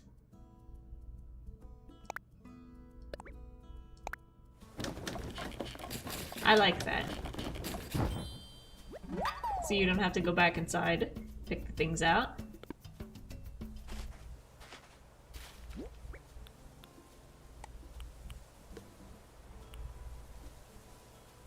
Must go to bed. Good night, Bean. Good night! Said I'm going to run around and try to catch some fish. And then I will go to bed as well. For my... He said this is my go to bed game. I'm sure it's late in many places of the world. So let me be your podcast to fall asleep to as I run around the island of more beans. I dug up another egg! What's with this crap? Oh, I can hit the... No. I can hit the stones now. But this is a flimsy shovel, so I don't know how much. I don't know how much use it has left in it.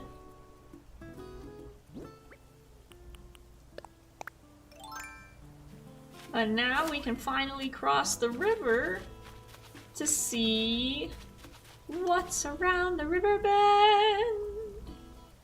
As you can see on my map in the underneath chat here, my main area is completely blocked by water, so I haven't even been to the rest of the island yet.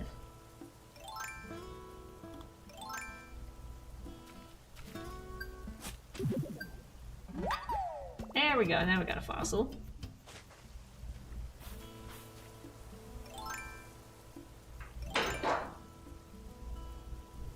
Was that a cat or did something just fall over? One of my roommate's posters just fell over. And now I can pick up the weeds! Yay! Ooh, our island flower is lilies? I don't have a ladder yet to get up here.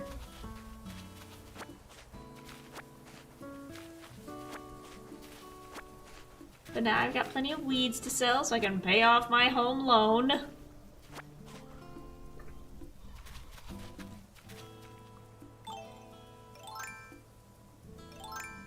Let's see what fossils we can dig up.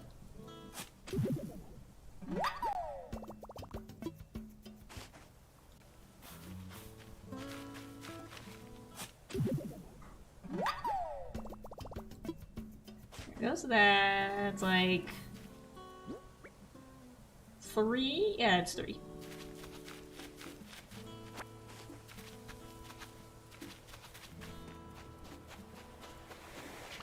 Oh, pass by the shells. Ooh, crab! Oh, that was a crab!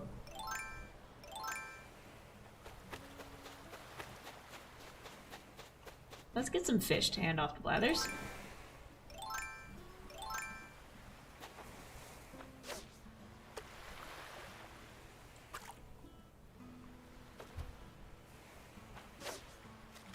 There we go. Oh, that's weird because there's a sound delay between the game and my headphones. There's like a 2-second delay.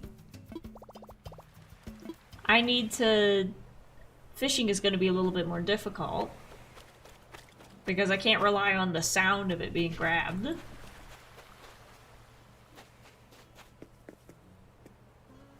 Oh! Tadpole.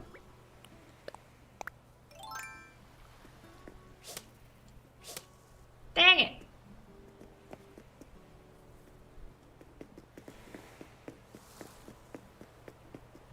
I missed the tarantula, I missed the little ones. Are you crab? Are they crab? No.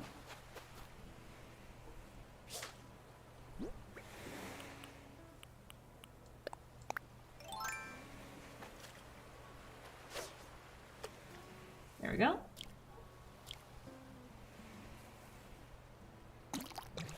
There we go.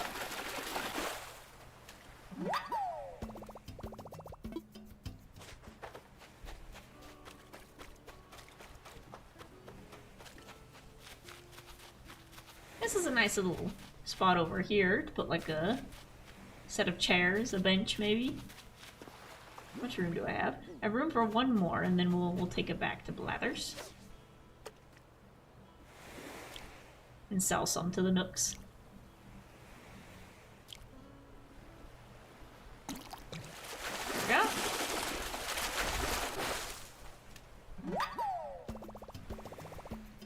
I did already give some fish to... Oh, that's it.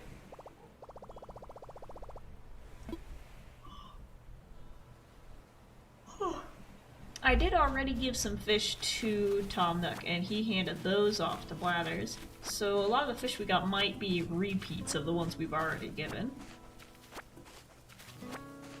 But we'll just pick up some more of these so we have some more to sell. Get a head start on our loan.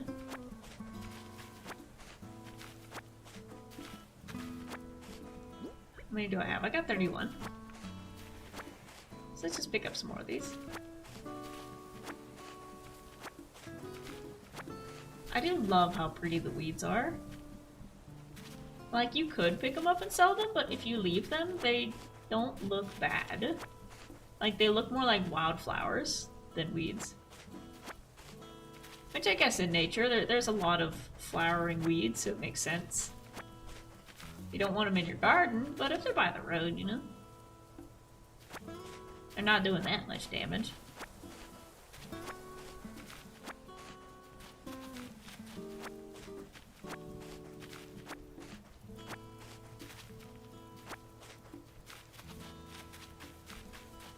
That one. And these ones. And now we're ready to hand these back to Blathers.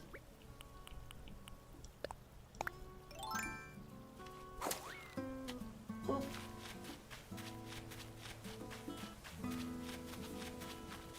Got some more eggs. Oh, and another... I don't have room for it.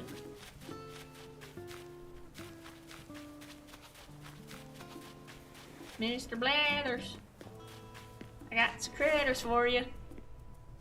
I wish you could give him gifts.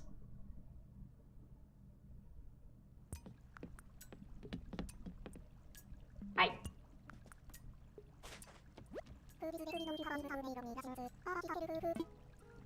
I would like to make a donation.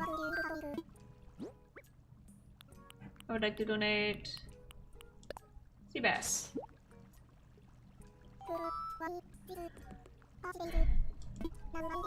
I'd interest you in a few fascinating facts? Sure! I love listening to Blather's facts. Sea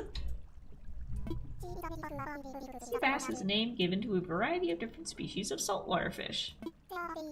They are a varied bunch, with some as small as 4 inches, and some as staggeringly ginormous as 8 feet. Sea bass is a bit pedestrian, though. Many species have better names, such as red-banded perch, or the delightfully whimsical dusky grouper, or the potato cod. Will no one think of the pink mau-mau? There you have it, fascinating stuff. Bravo and thank you.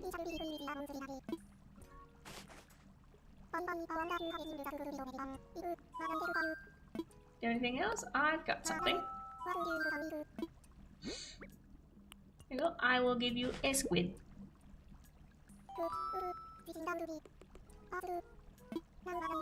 Might interest you in a few facts? Absolutely! Yes, yes, yes, always yes.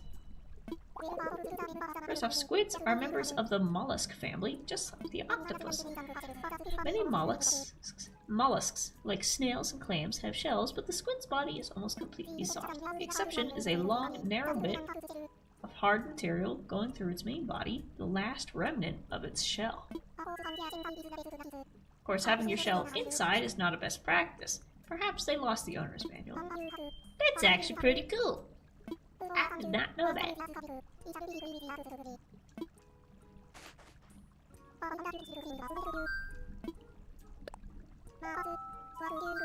Oh, I got some more things. I got a dab.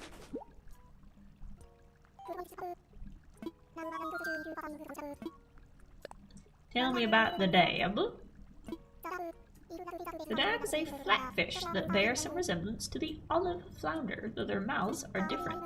Personally, I am morbidly fascinated by each fish's eye placement. The dab's eyes are both on its right side, while the olive flounders are on the left. These fish spend lots of time lying on their sides in the sand, so the odd eye placement makes some sense. But it's, how can I put this? Creepy? Viscerally disturbing? Profoundly upsetting to fans of symmetry?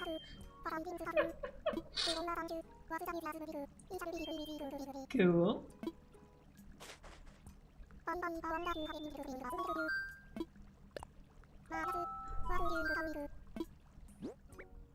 I've got some fossils.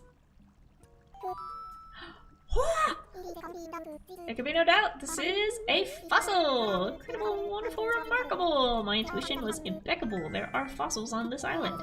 But I digress. Back to the matter at wing. Must assess your fabulous find.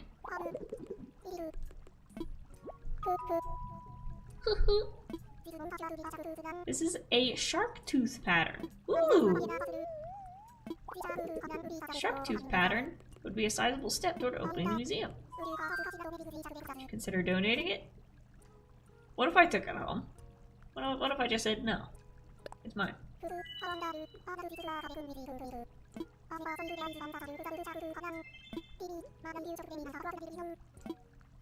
Yes, by all means, give me a presentation. The shark tooth pattern comes from the lower jaw of an ancient shark of the genus Helicoprion. Its teeth seem to have grown in a distinctive arrangement, rather disturbingly termed a tooth whorl. This is seen because shark skeletons are made not of bone but cartilage except for their teeth. Consequently, their bodies are never preserved as fossils, and questions about their jaws remain unanswered. Size and placement and the stone of the shark's teeth are actually the only things we have to work with. Sometimes in research we must maintain a stiff upper lip even in the absence of a stiff lower jaw. That's cool! I love learning about stuff from bladders. I got 2 more for you.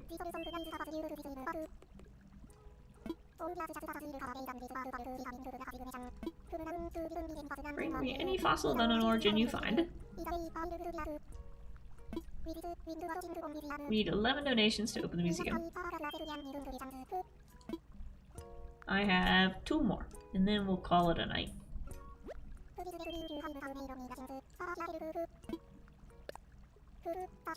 Oh, wait, I forgot to assess it first.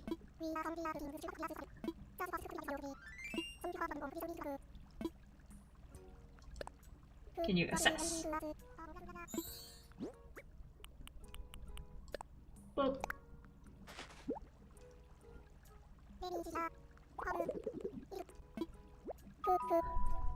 Oh. It can be but one thing, a Terra body. Ooh, a splendid specimen in superb condition. I will donate.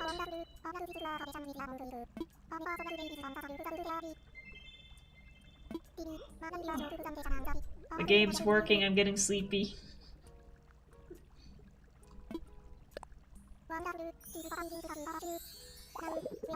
That Animal Crossing is a very good lullaby game. The mighty Pteranodon.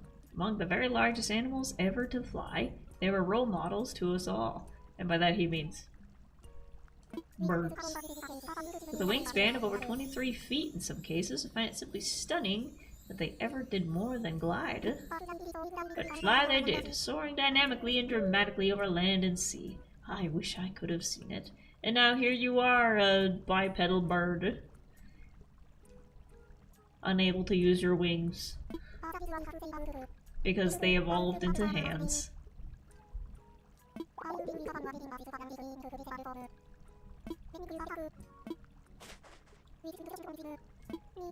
And more, alas, I have 1 more for tonight.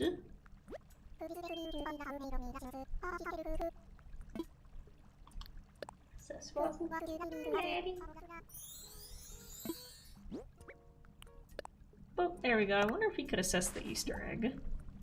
No, he can't, but it'd be nice if he could. He'd be like, this is shit.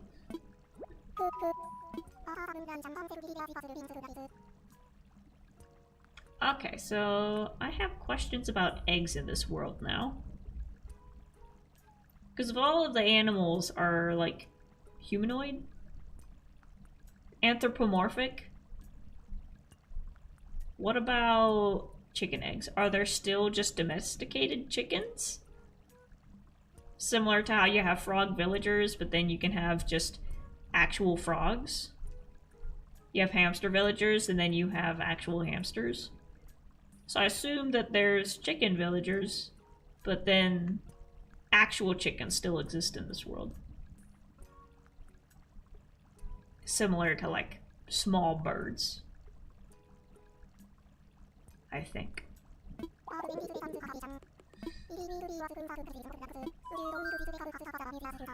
Or maybe they're just plastic. Maybe they're just plastic eggs. Or reptile eggs. Never thought I'd lay eyes upon such a well-preserved Astrolopith.